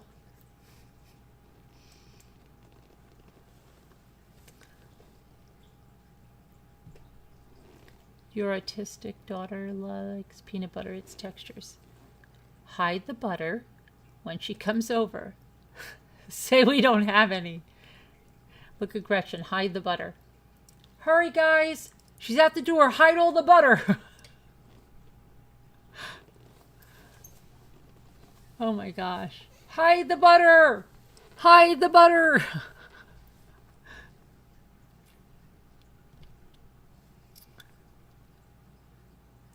Let her live. Let her have all the butter you want, Kevin says. Gretchen says just leave some butter out. Nah, says Al. Seriously, says MJ.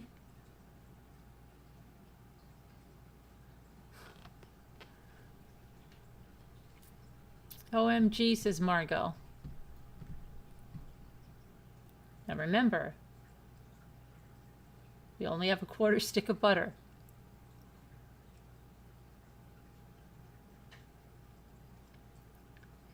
Margarine! Oh no! Don't even say that word, margarine.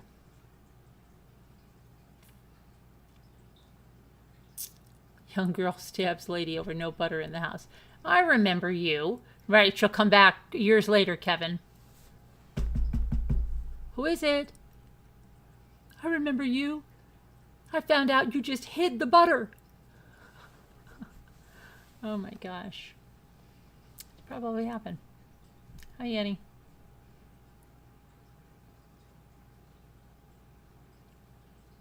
Buy a mini fridge just for the butter and hide it.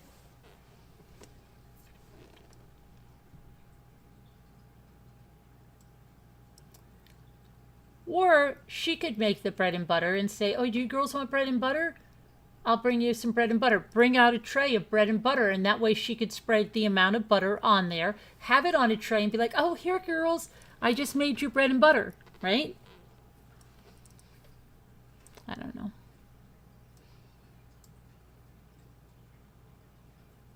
I get paranoid about, yeah, that's like me too. I'm paranoid of not having enough butter, but I buy an excess of butter. but you really can never have enough butter.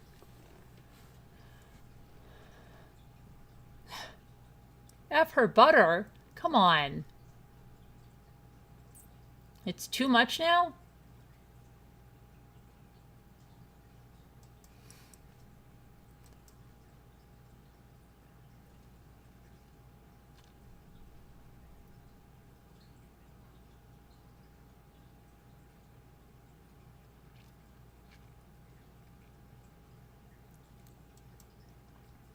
Okay.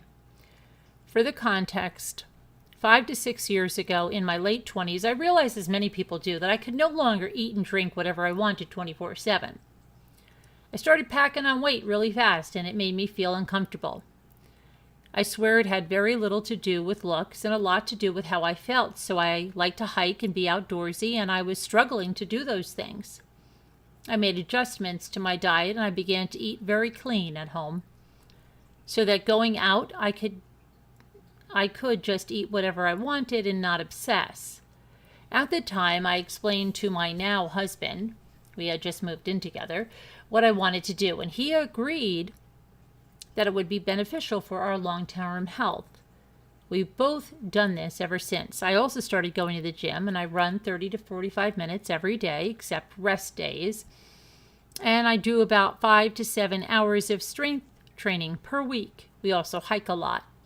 Because of these changes, both my husband and I have athletic-looking figures. The problem is my sister-in-law. I don't care what she eats, and I've never commented on it. Generally, I love being around her. But she is constantly commenting that my husband and I eat like cows. And she says we're privileged with skinny jeans. And I try to explain that just because we eat unhealthy in excess once a week, example, we'll get appetizers, cocktails, and then we'll each get an entree with a side, and we'll split a dessert. When we see her, it doesn't mean we always do, but she doesn't believe me. I kind of learned to ignore those comments, but over the weekend, she looked at me at my birthday dinner when the rest of the table was quiet and said, "How's it feel to be God's favorite?" and said I was lucky to be born a skinny biatch. I sort of lost it, and I explained in detail again that my husband and I are thin and athletic because of our healthy lifestyle, and told her that it's none of her business because it works for us. She then said not everybody was born loving exercise, and whined that she wasn't born that way and I'm privileged to love it. And I snapped at her then. I actually hate running 50% of the time, but I do it anyway because exercise is good for everyone, and most people don't have any good excuse not to. She called me an a-hole and left. And then she sent me a long text about how it's fat-phobic to say that everyone should be exercising and that I didn't have a right to comment on her lifestyle, especially in public. And I texted back that I'm sick of her jealous comments and to either not speak to me at all or learn to stop commenting on my lifestyle and focus on herself. I'd like to reiterate that I do not care what other people eat or what other people look like.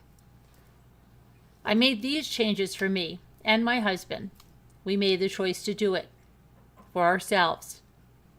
Family is 50-50, seeming to think I should be more sensitive, even though none spoke up in all the years she commented on my body. Am I the a-hole?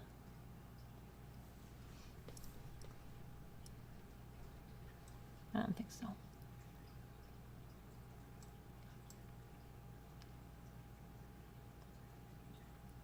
No way. Now it's there. What, snow remover? What's there? Hi, Clint. What's there? Deborah, you lost the D in your name. Deborah, which Deborah? The D?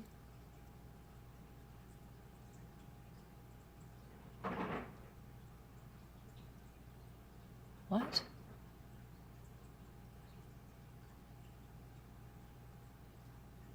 I don't even know what you're really asking. Well, are you really not listening? French fry, are you listening?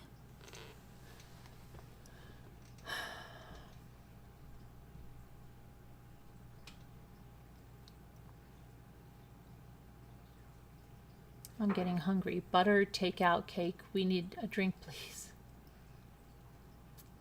What D? Deborah Van Couverden. I don't know. The D's there. The D in Deborah was missing and now it's back. What are you talking about, Snow?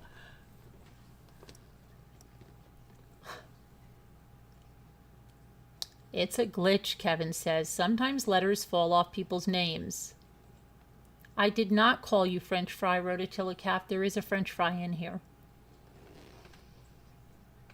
Why would I call you French fry?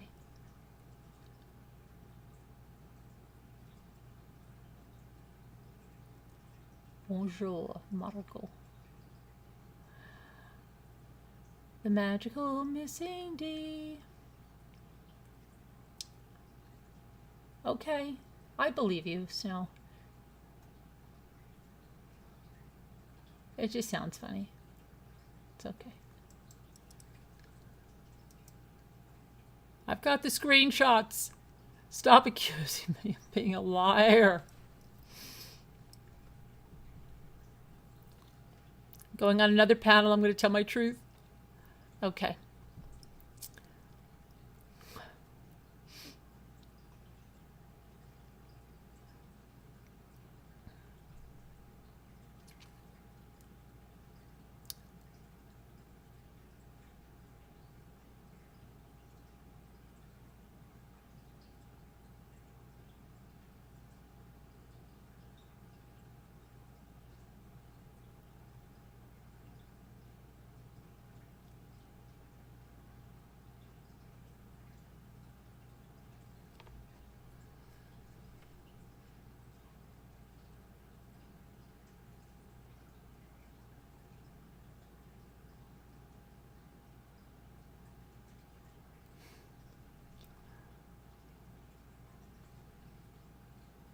Okay, let's see what this is.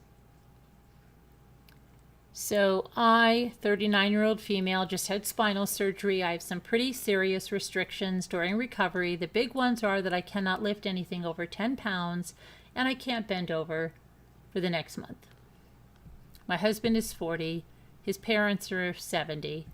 And they came cross country to help us take care of our kids who are 4, 5, and 10 months while I'm healing. We don't have any friends or family nearby, and the in-laws are available. My mother-in-law can be really helpful, but she's also really spacey and dismissive of our household rules. Typically, I prefer to have a few days with the mother-in-law, show her the ropes before handing things over. And even after initiation, I still find her feeding my son cake for breakfast or letting him use permanent markers over the carpet. So I keep an eye on her. Well, this time I'm not able to do that, so I asked my husband to take off the first few days post-surgery to help me with stuff I need and to ease his mom into doing things for the kids. I also was really tired of being the bad guy with the mother-in-law and would prefer it if he could do more of the limit setting. He knows this. Today, day 2 post-op, I am able to be up a bit more, and each time I find my husband is nowhere to be found when my mother-in-law is doing all the work with the baby. 4-year-old is running wild. Anyway, I went to lay down and rest. Oh, I think it's a 4.5-year-old and a 10-month-old, not 3 kids, 2 kids.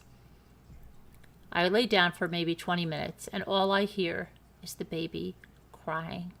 So I get out of bed to see what's up. And mother-in-law is trying to soothe the teething baby by tossing her into the air and yelling, "Woo!"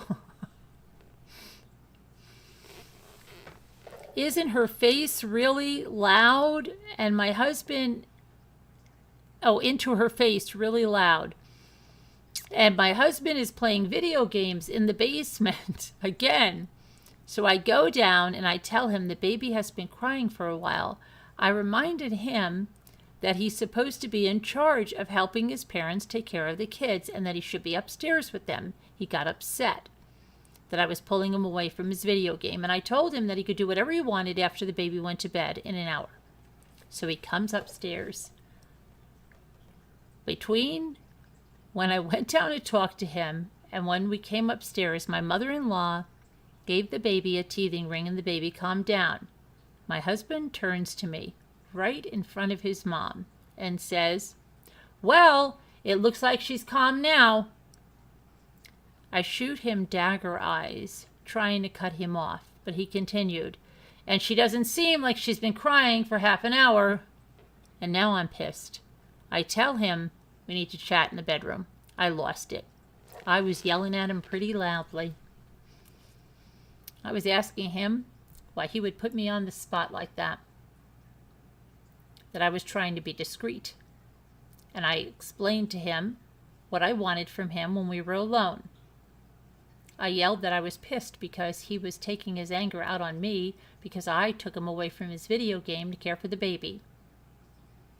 And he got petty, making me look like an a-hole in front of his mother. That I'm supposed to be in bed, but I have to micromanage a husband who thinks he's on vacay now that his mom's here to take care of everything. So am I the a-hole?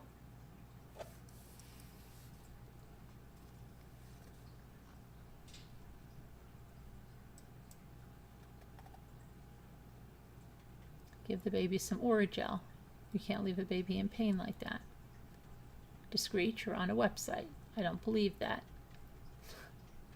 I want to be O remover. Okay. But letters have been falling off. It's in a glitch. Kevin always acts like he always knows, like whatever it is, like you could go and he'll go, "Yeah, it's a glitch. It's been happening all over YouTube." Like he gets this letter that here's the glitches on YouTube.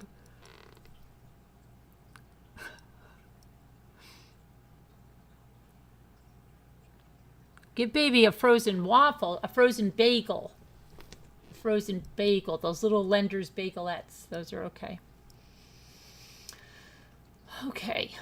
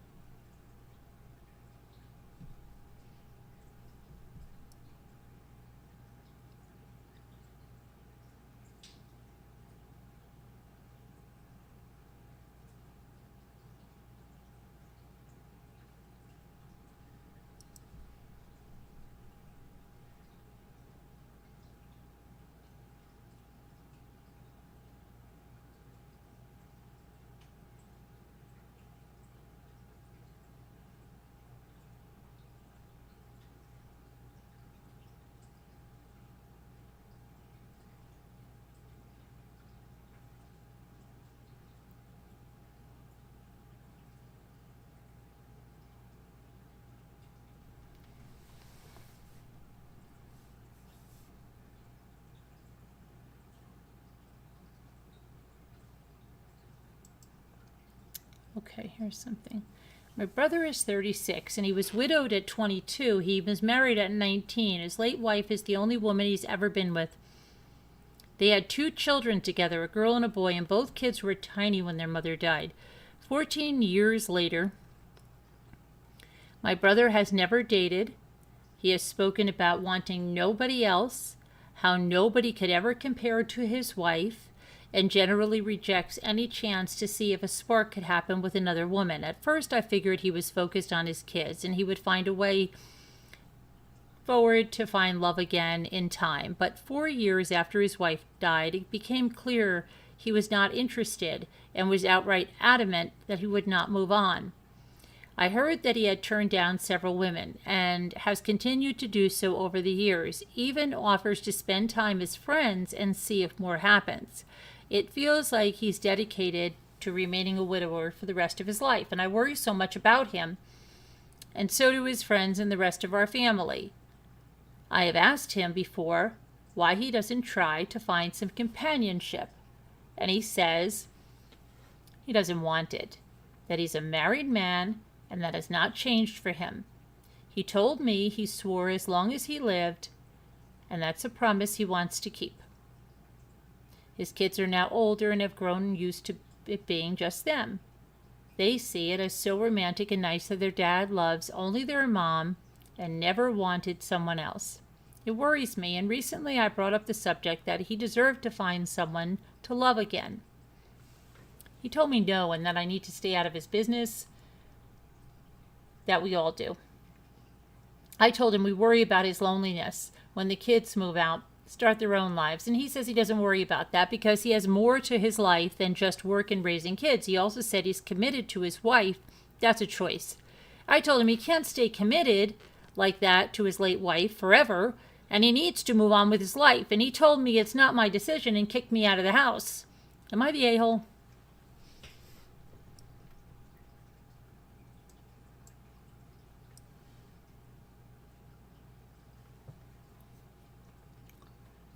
Al says yes. There is nothing wrong with being alone for some people, High 61 said, even though we're social animals.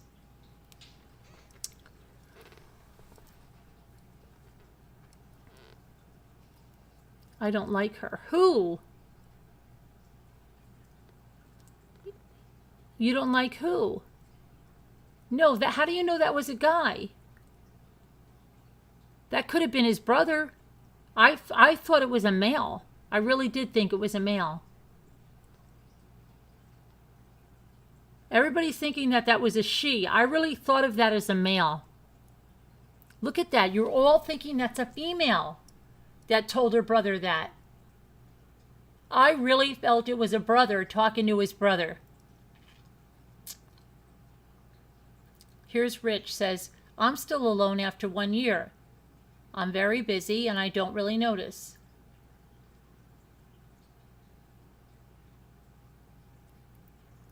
As long as you're happy, Rich. Yeah, I thought the questioner I thought was a male. Let it be. I thought it was his sister. I don't know. Let me see. I don't think it said whether it was the brother or the sister. Let me see. You all immediately thought it was a female. It doesn't say. It just says, my brother is 36. And I guess you guys thought, because I was reading it, I was the sister. The meddling sister. But I really thought of it as a brother.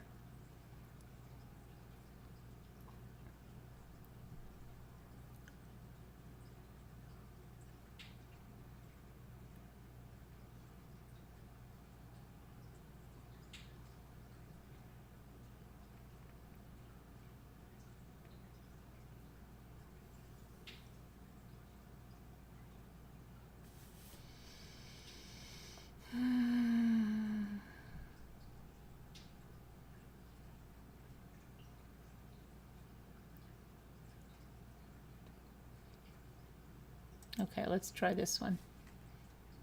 So about a month ago, I was on a flight. To entertain myself, I was playing the video game Scarlet Hollow on my laptop.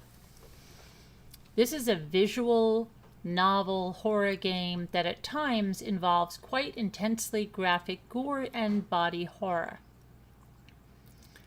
The kind that would have a hard R rating as a movie.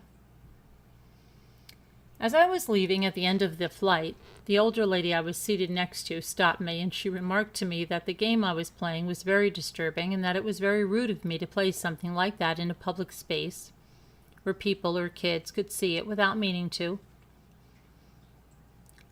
She said she'd been upset by them and also pointed out that there were young kids in the row behind us. Oops. I apologized for bothering her, although I don't know why she didn't ask me to stop during the flight. If the images bothered her, I would have. The kids I generally hadn't noticed. They were very well behaved. But anyway, their parents didn't complain, and I got no signals that they'd been upset or even seen what I was doing. Was I an a-hole for playing something upsetting in a public space that others can't escape from? I might be, because I understand that in a plane, when you're like walking up the aisle from the bathroom or seated next to them, it's hard not to observe people's screens. I empathize with the notion of being a kid and getting traumatized for life by an upsetting image seen in a public space. On the other hand, I might not be the a-hole because it isn't others' responsibility to just look away if they don't like it. I generally can't decide. I leave the issue in your hands. Am I the a-hole?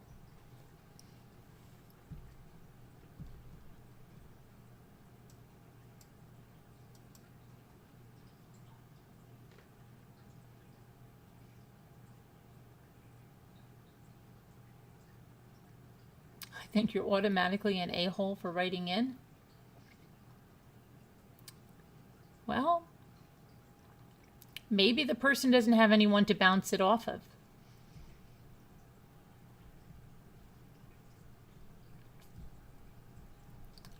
Some people are so nosy. Yep, he's the a-hole. Deborah?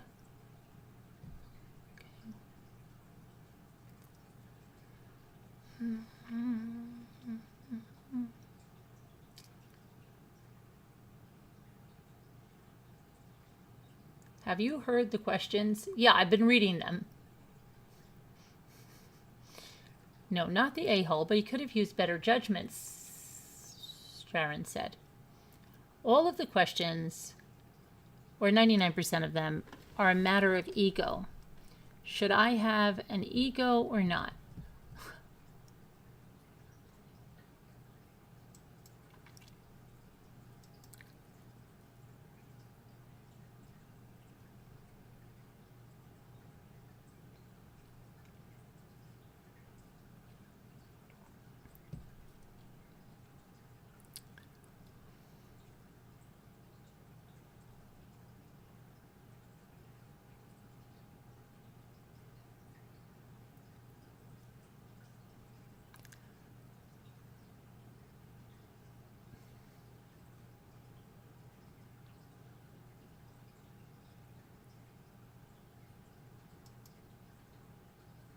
Okay. So basically, me and my friends were at my house and we were playing video games. I got a text from my mom saying there was a box of pizza on the stove. We finish playing the game and go downstairs. We get some pizza and out of nowhere, we smell burning. We look over and we see the pizza box is on fire, as well as a box of light bulbs. It wasn't a big fire, but I panicked and I didn't know what else to do. I noticed the stove was on and I ran to turn it off and I instinctively grabbed the fire extinguisher. Oh dear. Without any previous experience, I pulled the pin thinking that it would work, and while I'm grabbing the extinguisher, my father gets up from his chair. He grabs the pizza box and he throws it outside. While doing that, he calls at me and calls me a moron and swears many times, and I noticed there was still stuff on fire, so I used the extinguisher. I then blast the still on fire pizza box that is now burning out on our front lawn. He proceeds to yell at me more and kick me and my friends out of the house. He yells about how I shouldn't have used the extinguisher inside the kitchen without telling me why. I try to reason and apologize, but he continues to yell at me. get the F out of the house, so we bike over to our friend's house. Looking back, the dial for the stove was probably turned on by someone's waist leaning over for pizza. So am I the a-hole for arguing with him, or should I have left quietly? Should I have used the fire extinguisher, or thrown the pizza in the front yard?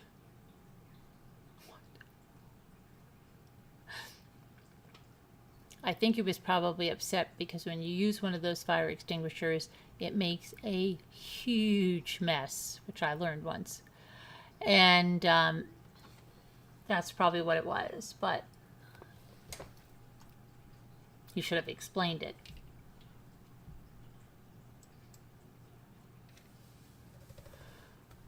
You did your best, Elle said. Let's be gentle. It wasn't your fault. You were in a panic. I would have thrown it outside too. I probably would have put gone on it with a towel, and depending on how big the fire was. Next time you'd let it burn.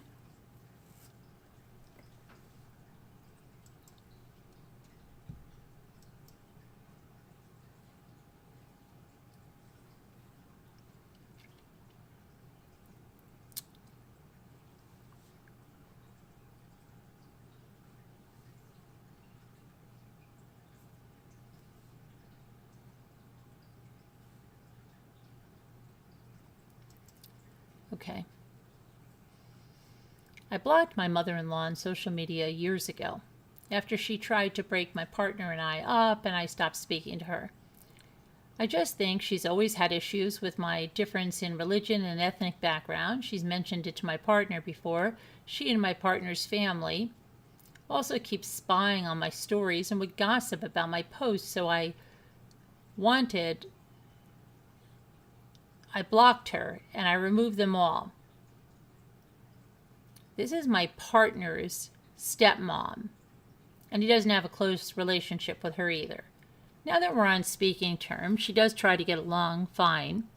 We're not super close.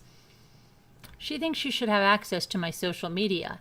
I didn't initiate adding her, and she keeps sending her family members to add me and see if I'll give in. She keeps complaining to my father-in-law and my partner about it on several occasions, including crying to other family members to get them to take her side. My partner just says, I don't use it much and want to use it for friends only, and saying that he doesn't want to have the whole family on his either. She won't let it go. I'm even more reluctant to unblock her or acknowledge her because she's being so pushy about it. I feel like if she really wants to be close, she would put more effort into reaching out and getting to know me person to person. I don't think I should be obligated to share this piece of life with her. So far, I don't bring it up. I just don't engage with it. But she wants to continue to do so. I also want to note that my partner supports me and thinks adding her may stir up some more drama because of our differences and potential for seeing something on her page that I don't like, and vice versa. She's also religious, I'm not, would rather keep things as is. I don't want his family judging me and using my social media as a family bulletin. I'm tired that this keeps being talked about, and I feel like she's trying to manipulate the family to take her side, and I just want my space. I guess from her perspective, maybe this is a way to feel closer to me, but it doesn't feel like that to me. Am I the a-hole?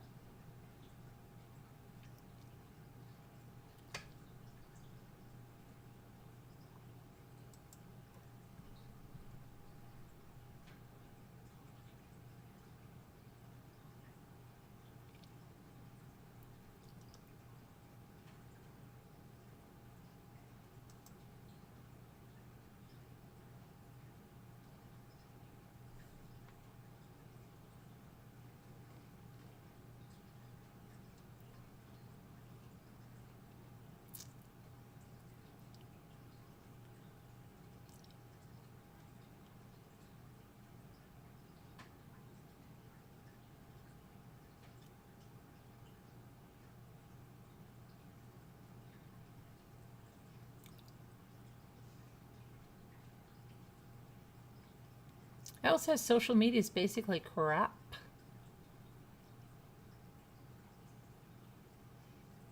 They all sound the same now. Well, let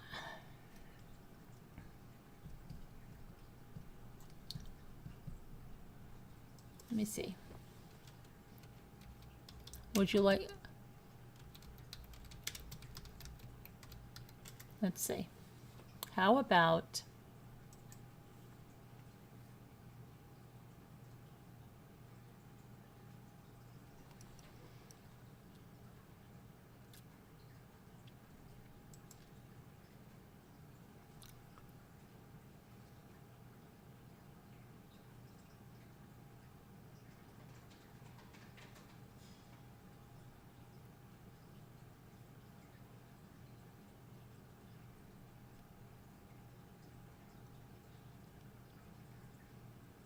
Would you like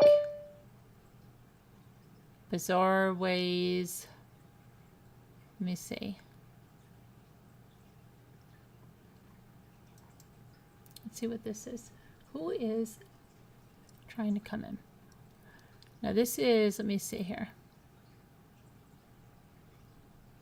These are all with video. No. No, no, no, no, no. Mm-mm-mm-mm.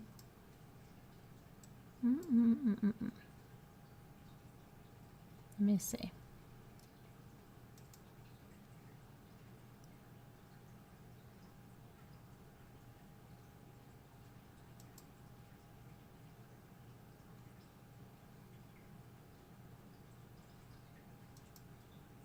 Let's see what there is.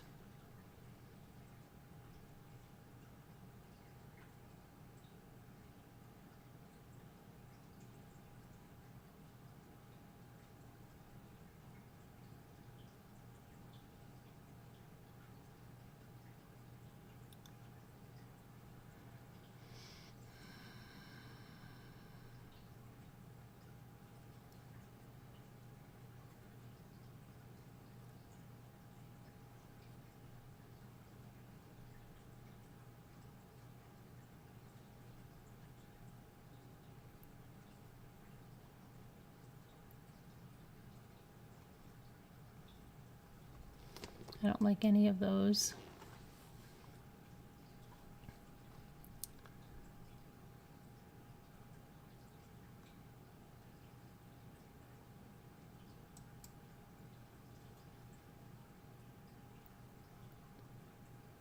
Most people know. I don't want to look at that. Disney Vacation, somebody said that is funny. Why is that funny? Why is Disney Vacation funny? Terrible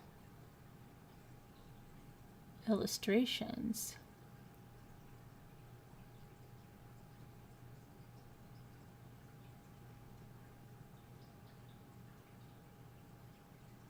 I don't get this at all. This doesn't look funny. Hold on a minute. How about, do they have terrible vacation stories?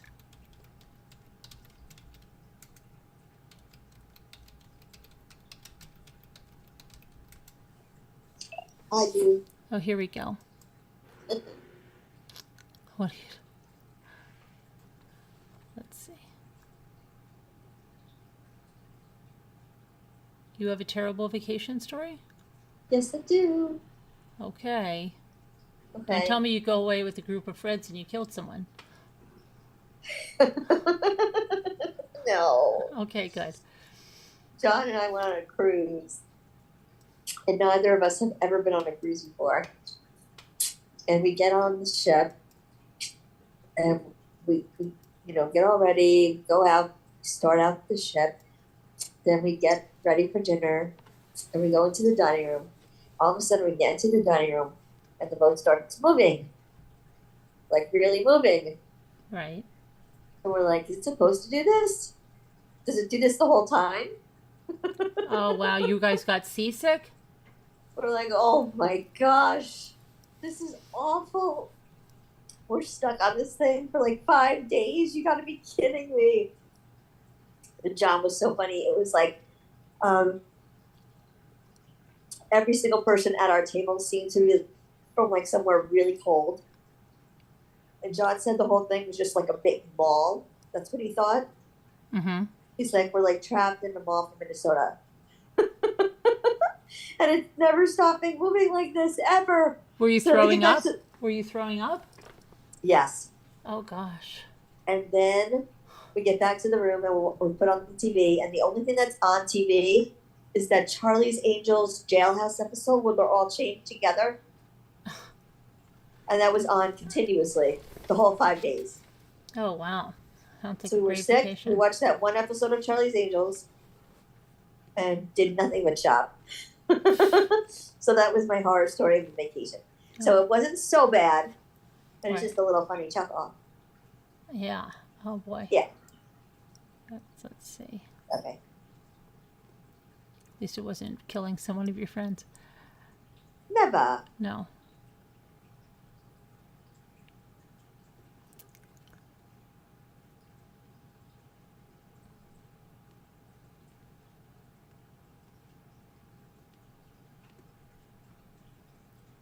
But the way they move, I don't know Wow. how people stand it. Let's see. Let's see what this one is. I don't know. Okay, I had just married my current wife. She had a daughter in middle school. I bought her a camper a few months earlier. So me, my new wife, and my new 13-year-old stepdaughter and a friend of hers headed to the mountains with our 2 dogs. We were in an SUV pulling the camper, which is a small pop-up. I'm going to go into some details that are very important to the story. This is going to be long, but trust me, the end is hilarious. So we get to the campground in the mountains, and it's hot down in town, but it was cool in the 70s at the campground. I park in the shade. There's another dog running around the campground, so I tell my dogs to lay down in the back of the SUV. They were both very well behaved. I left the gate up, and the SUV was turned off. Even though both dogs were in good health and very active, the oldest, Jeannie, was 14 years old. Keep in mind, my stepdaughter was 13. We had only been there for 15 minutes, and my stepdaughter's friend says that Jeannie isn't moving. She was dead. Here we were, 5 hours from home, on our first vacation, 15 minutes in, and the family pet dies. Everyone flips out, naturally. My wife is screaming at me to do something. My stepdaughter is screaming, no, no, no. What to do? Well, after an hour of that, I got everybody calmed down. We start talking about what to do with her. My wife decides she wanted her buried in the mountains. So I go back down to the office and I ask the owner if I can borrow a shovel. This is obviously a strange request. And he asked me why, and I told him why, and even though he was a super nice guy, he didn't know me or the circumstances, so he said that he didn't want to get in any trouble for anything, and he doesn't want me burying a dog on the property. He tells me that there is a vet down the street I could take the dog to and drop the dog off outside, and the vet would take care of it for me. So I go back and I tell my wife, and she says that's okay, but she wanted to know what the vet is going to do with her. Well, I call the vet and I leave the vet a message. As it is after hours, he calls me back pretty quickly. He tells me that he could take care of it, but he begins to tell me prices. He tells me bury versus cremate, and it was expensive. We were already on a tight budget, and it was the first day of a week-long vacation. So I tell him we would let him know. My wife and I discuss it, and we decide we didn't want to spend the money. So back to the office I go, and I talk to the owner again, and I tell him that the vet said, and I tell him that I will wait until after dark, and I will go off of his property to bury the dog. He agrees and gives me a shovel. By this time, it's almost dark, and the dog was already starting to smell. So he says around 9 p.m. I head out with the dead dog and the shovel in tow, and I start driving around looking for a good spot. My wife told me it needed to be somewhere that she could visit. So off I go.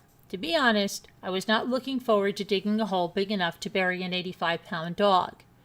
I briefly considered leaving her beside the road in the woods somewhere, but didn't want to disrespect my wife's wishes. All I could think of was throwing her off on the side of a mountain in the dark and my wife seeing her next to the next morning in the middle of the road below where I threw her out when we were headed down the next morning.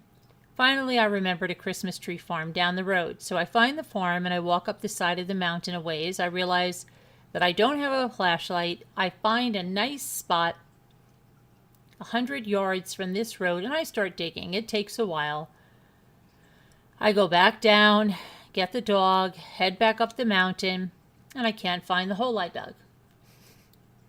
Finally, after several minutes of walking around and carrying this heavy, stinky dog, I find the hole by falling into it. It was 4 feet deep. It was very, very dark. So she is buried, remove the collar.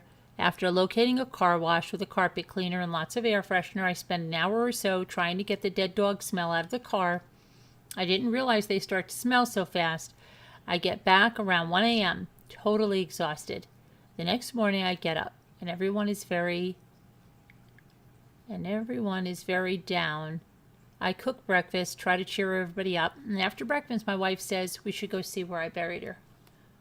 So we get in the SUV, and we head down the mountain. I start slowing down when we approach the Christmas tree farm, and when we go around the curve, we look up the mountain. Cops everywhere. I had buried the dog in the owner of the Christmas trees farm's front yard. I step on the gas and we get the F out of Dodge and never return.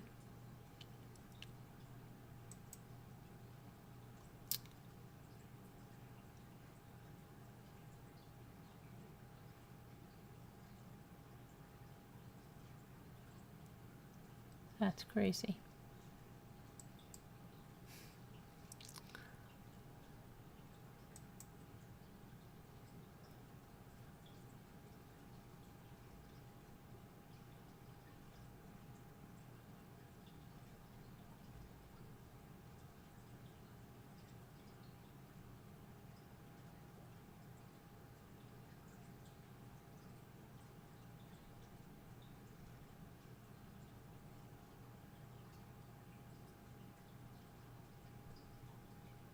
Okay, this one says, I'm 3 times cursed for Disney. The first trip, drove all the way there without stopping, almost 16 hours. I remember crying because my dad wouldn't stop for bathroom breaks. Dad, who was exhausted and overheated, rented a small hotel room for all 6 of us, though he could have easily afforded 2 rooms. And then he proceeded...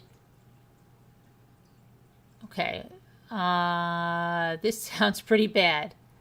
Okay, this is not good. Okay, we're not doing that.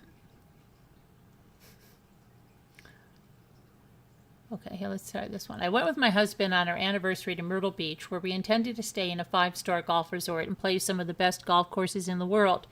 We were told our room was a mistake, and they took us to a room with a full-size bed, no fridge, nothing we paid extra for, and it was a smoking room.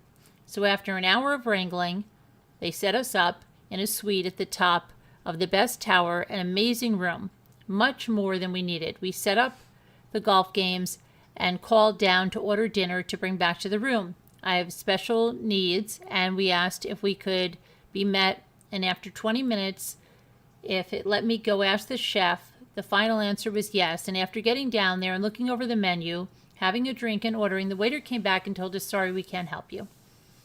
Fast forward, we go to bed, and all of a sudden there's a blood-curdling scream from the balcony right outside our bedroom.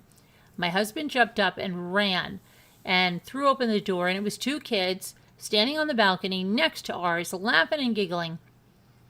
So he went to talk to them, and the dad said, sorry. When it happened again, we called the front desk. They sent someone to talk to them, and when it happened again, I called the front desk. While on the phone with the front desk, the wall behind the bed began to shake, and the laughing and screaming was joined with loud bangs. So in my nightgown, I walk out of the room with my husband in his underwear. We walk over. It was 1 a.m. The father opens the door and says, we're on vacation. I'm not telling them they have to be quiet. So we checked out and headed somewhere else. We got settled in around 4:30 a.m. Great way to start the vacation. Oh, but it gets better. My husband decided to play his golf game anyway.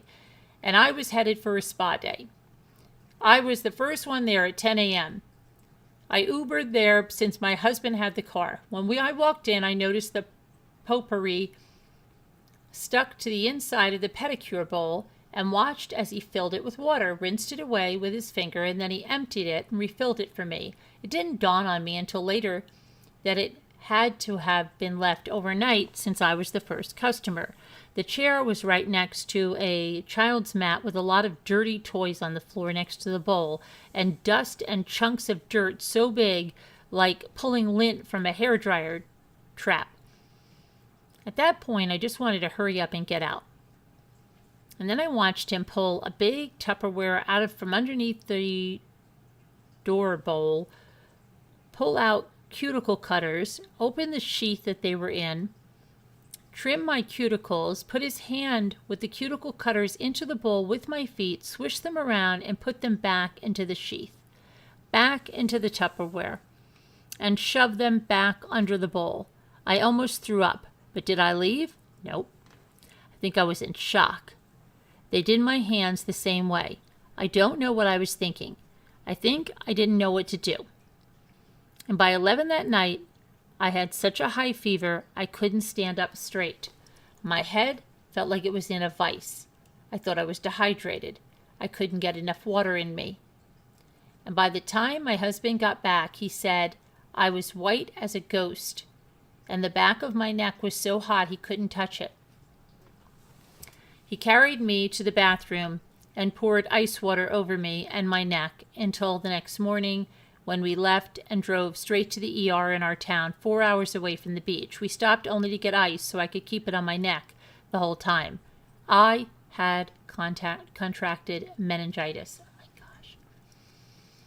I was lucky I lived. I was bedridden for a month, and it took 2 weeks of constant, and I mean day and night, changing out ice packs on my neck, across my forehead, and over the top of my head at all times to keep me from feeling like my head was going to explode.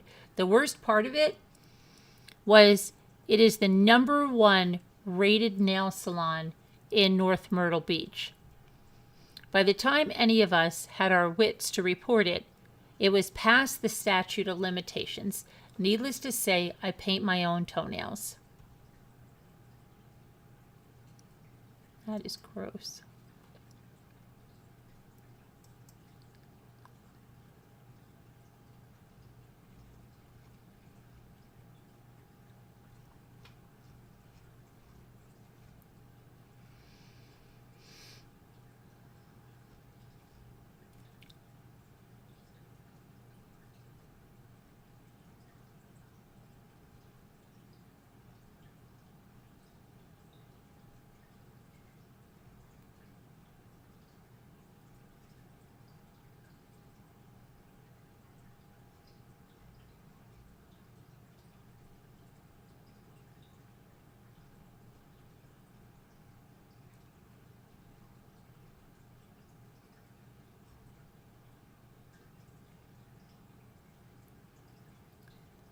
Let's see what this is like.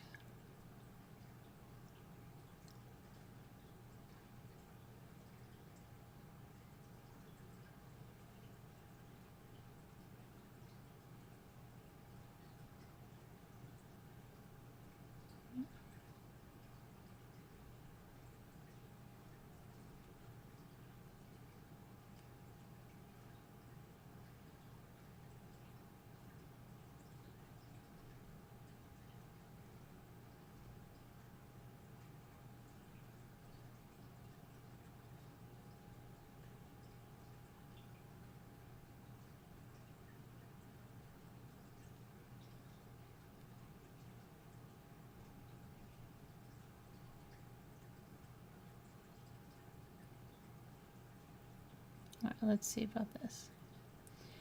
I went with my older cousins and their 20-month-old baby to Disney World when I was 13.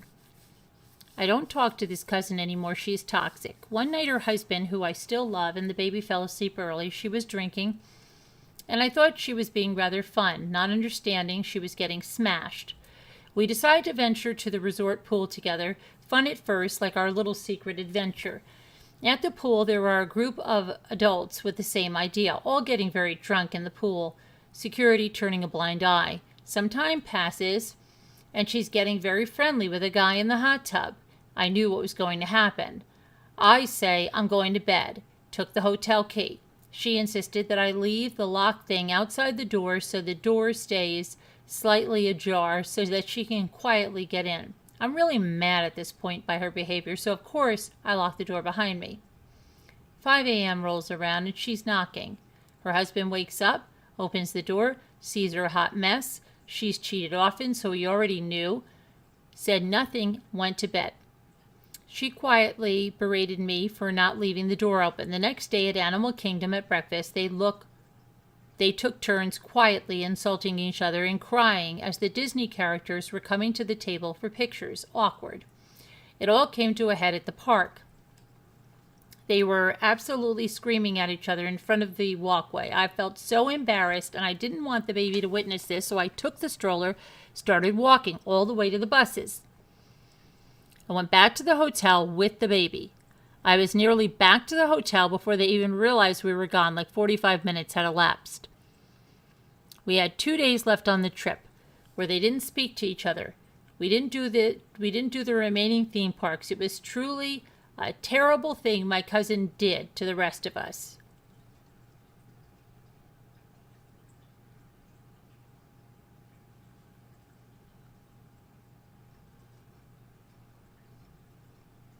That wasn't so funny or anything. It's very sad.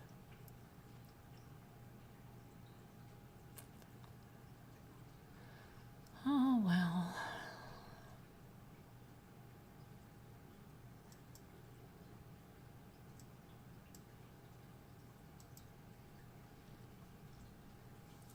The Disney characters, they don't want to go to that table. They're avoiding it, probably.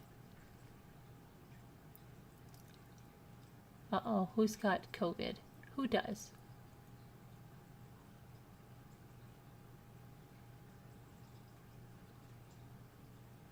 Who has it? Who said they... Oh, high 61?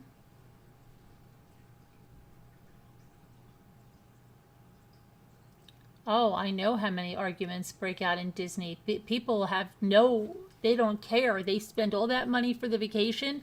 I witnessed so many fights in Disney. People are stressed to the hill. They're crazy. I remember going, the worst part too is at night when you're leaving and you're getting in those trams and there's people screaming, they don't care. They have our money. Oh, it's nuts, some of the stuff I've witnessed. People don't care. They're so stressed out. I don't have it. We're just talking about it. Oh, okay. Okay. All right.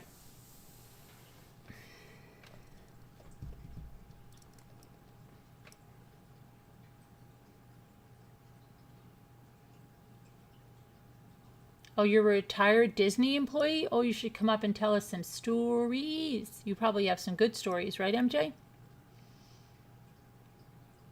Are you still in Florida, MJ? You should come up and tell us some stories. You might have when you were sick. I've been sick for a week. Sinuses tested, home test says negative.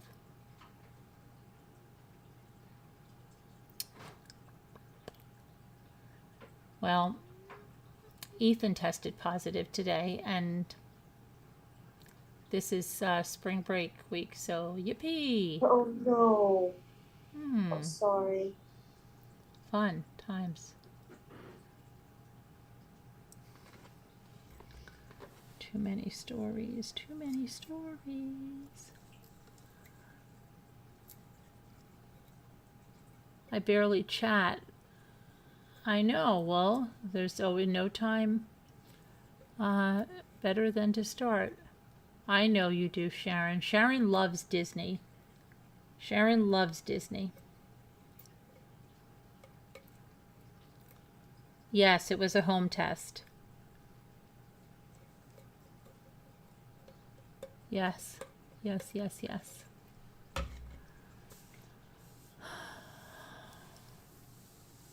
Oh, yeah, of course, world blows land away.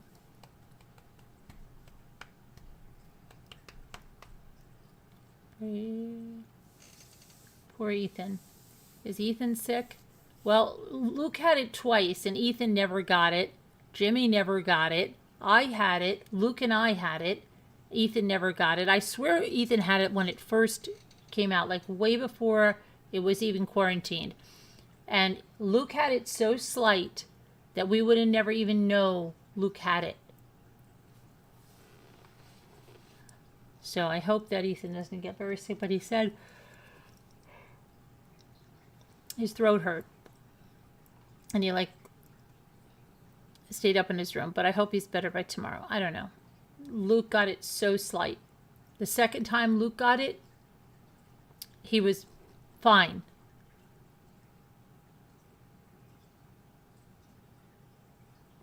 And Ethan, knock on wood, he doesn't have any the cough or nothing.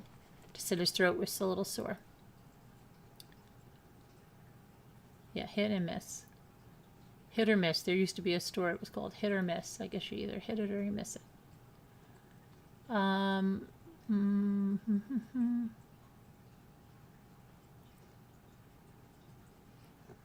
But bugs. I think I'm going to call it a night. It's April 1st. April Fool's Day. And poor Ethan, his birthday is in 5 days. Nice. Nice.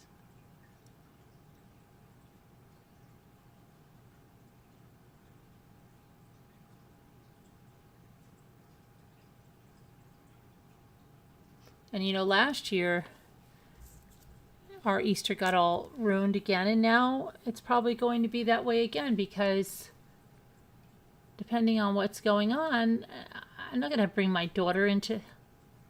Oh my gosh. What a nightmare.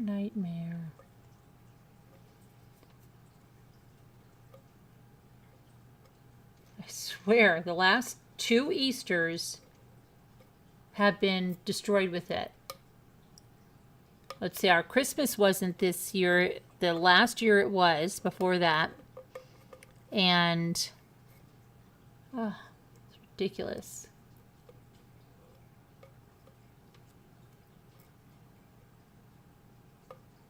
Beatles karaoke here? What do you mean Beatles karaoke here? What are you talking about? What's Rototillocaf talking about? Beatles karaoke where?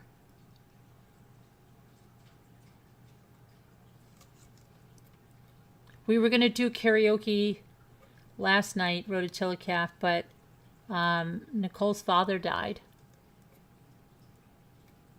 I know your birthday is April 6th too, and so is Scooter's Dave. Debbie Van said she isn't going to do it anyways.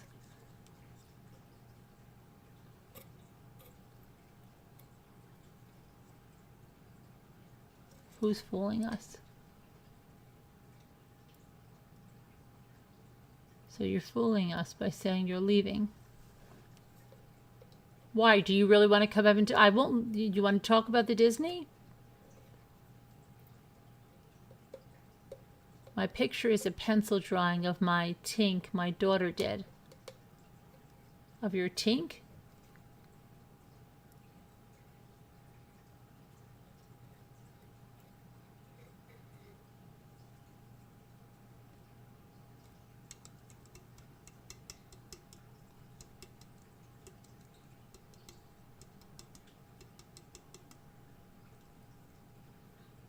April Fool's Day. Oh, I got you. No, I would do a better April Fool's than that. Yeah, everyone send prayers to Nicole.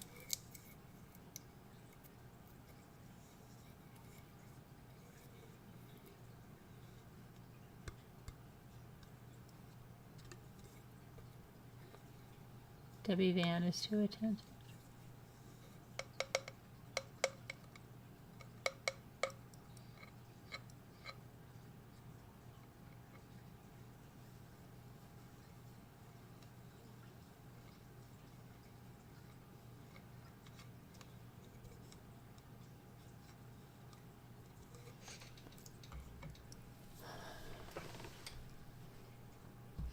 forget to hit the like button. But, yeah.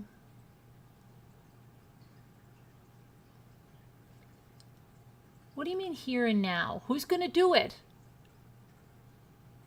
Elle, will you sing a Beatles song? If you want me to, Carolyn, sure. But I have to open up a new video. You want me to go open up a new video right now? If you want to, Carolyn, sure, I'll do it. I thought we might watch a movie. I don't know. Rototilla wants you to sing a Beatles song with feeling. What Beatles song would you sing? Imagine. She does know Beatles. She knows Imagine. Elle does not know Beatles, promise you. What? What? I don't know. Rototilla Cab? What are you talking about, Willis? Everybody knows the song Imagine. She knows Imagine.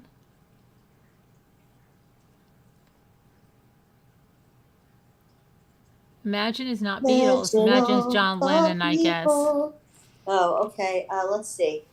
What Beatles song do I know? Name a couple, Rototilla Cab. Name a slow one. Let me look for the best Beatles. Everybody karaoke. knows the Beatles songs. Just name a slow one that you like.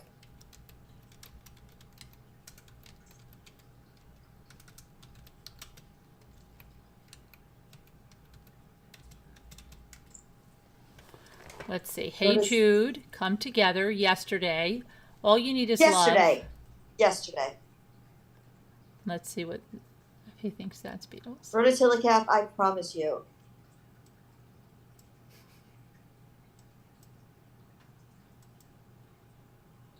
Yesterday. And no, not Let It Be. Oh, not Let It Be. No. Yesterday. I would not request that. No. Okay, well then what do you want? Not yesterday. What do you want, Rototilla Cab? Give me a slow one.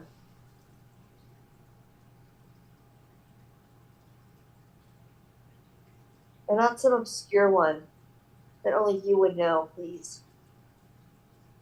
You're very picky. I know.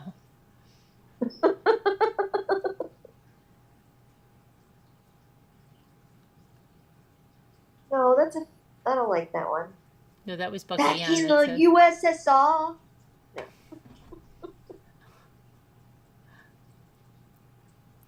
Elle, you want a slow Beatles song? A slow Beatles song? Well, what do you want her to do? Yeah, really.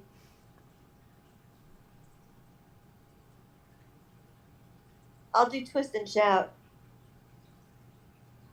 Fixing a Hole? Fixing a hole. I've never even heard that. Neither have I. Come on, I think you're it's being an obscure. April Fool's joke.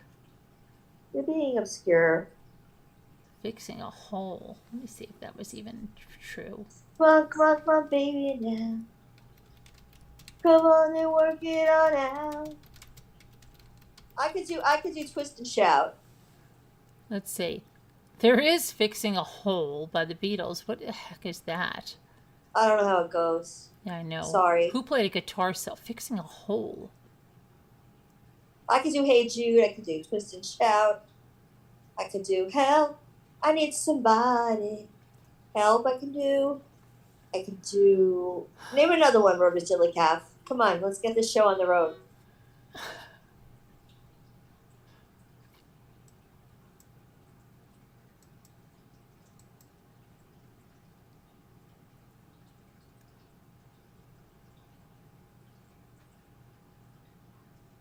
Oh, he's being too picky, Carolyn. I know. I think he's April fooling us.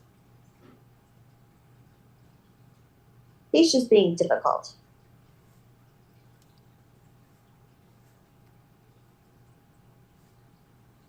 Somebody else do it then that knows that one. Oh, Deborah knows Deborah, that. you want to do it? Deborah?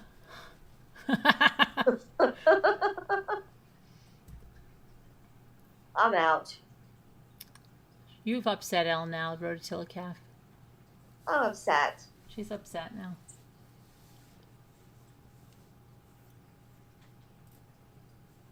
And I told you that you wouldn't know it. Well, you're right. You're right. Am I the a-hole? And you are the a-hole. Just in case you wondered, Road to Telecath.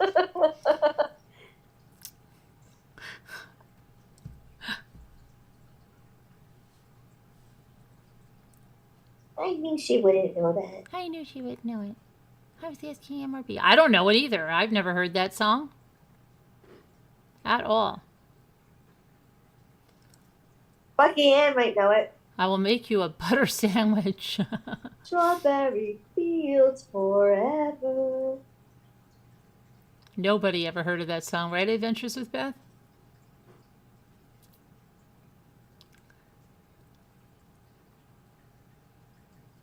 Well, anyway, we're going to go. Chow mein, everybody. All right. You feel good. And maybe a filler. But we will see you. Tomorrow is Saturday. Okay, Saturday. Sergeant Pepper's Lonely Heart Club Band. Right. All right. We'll see you later. Bye, everybody. Bye. Good night. God bless. Prayers for all. We'll see you tomorrow.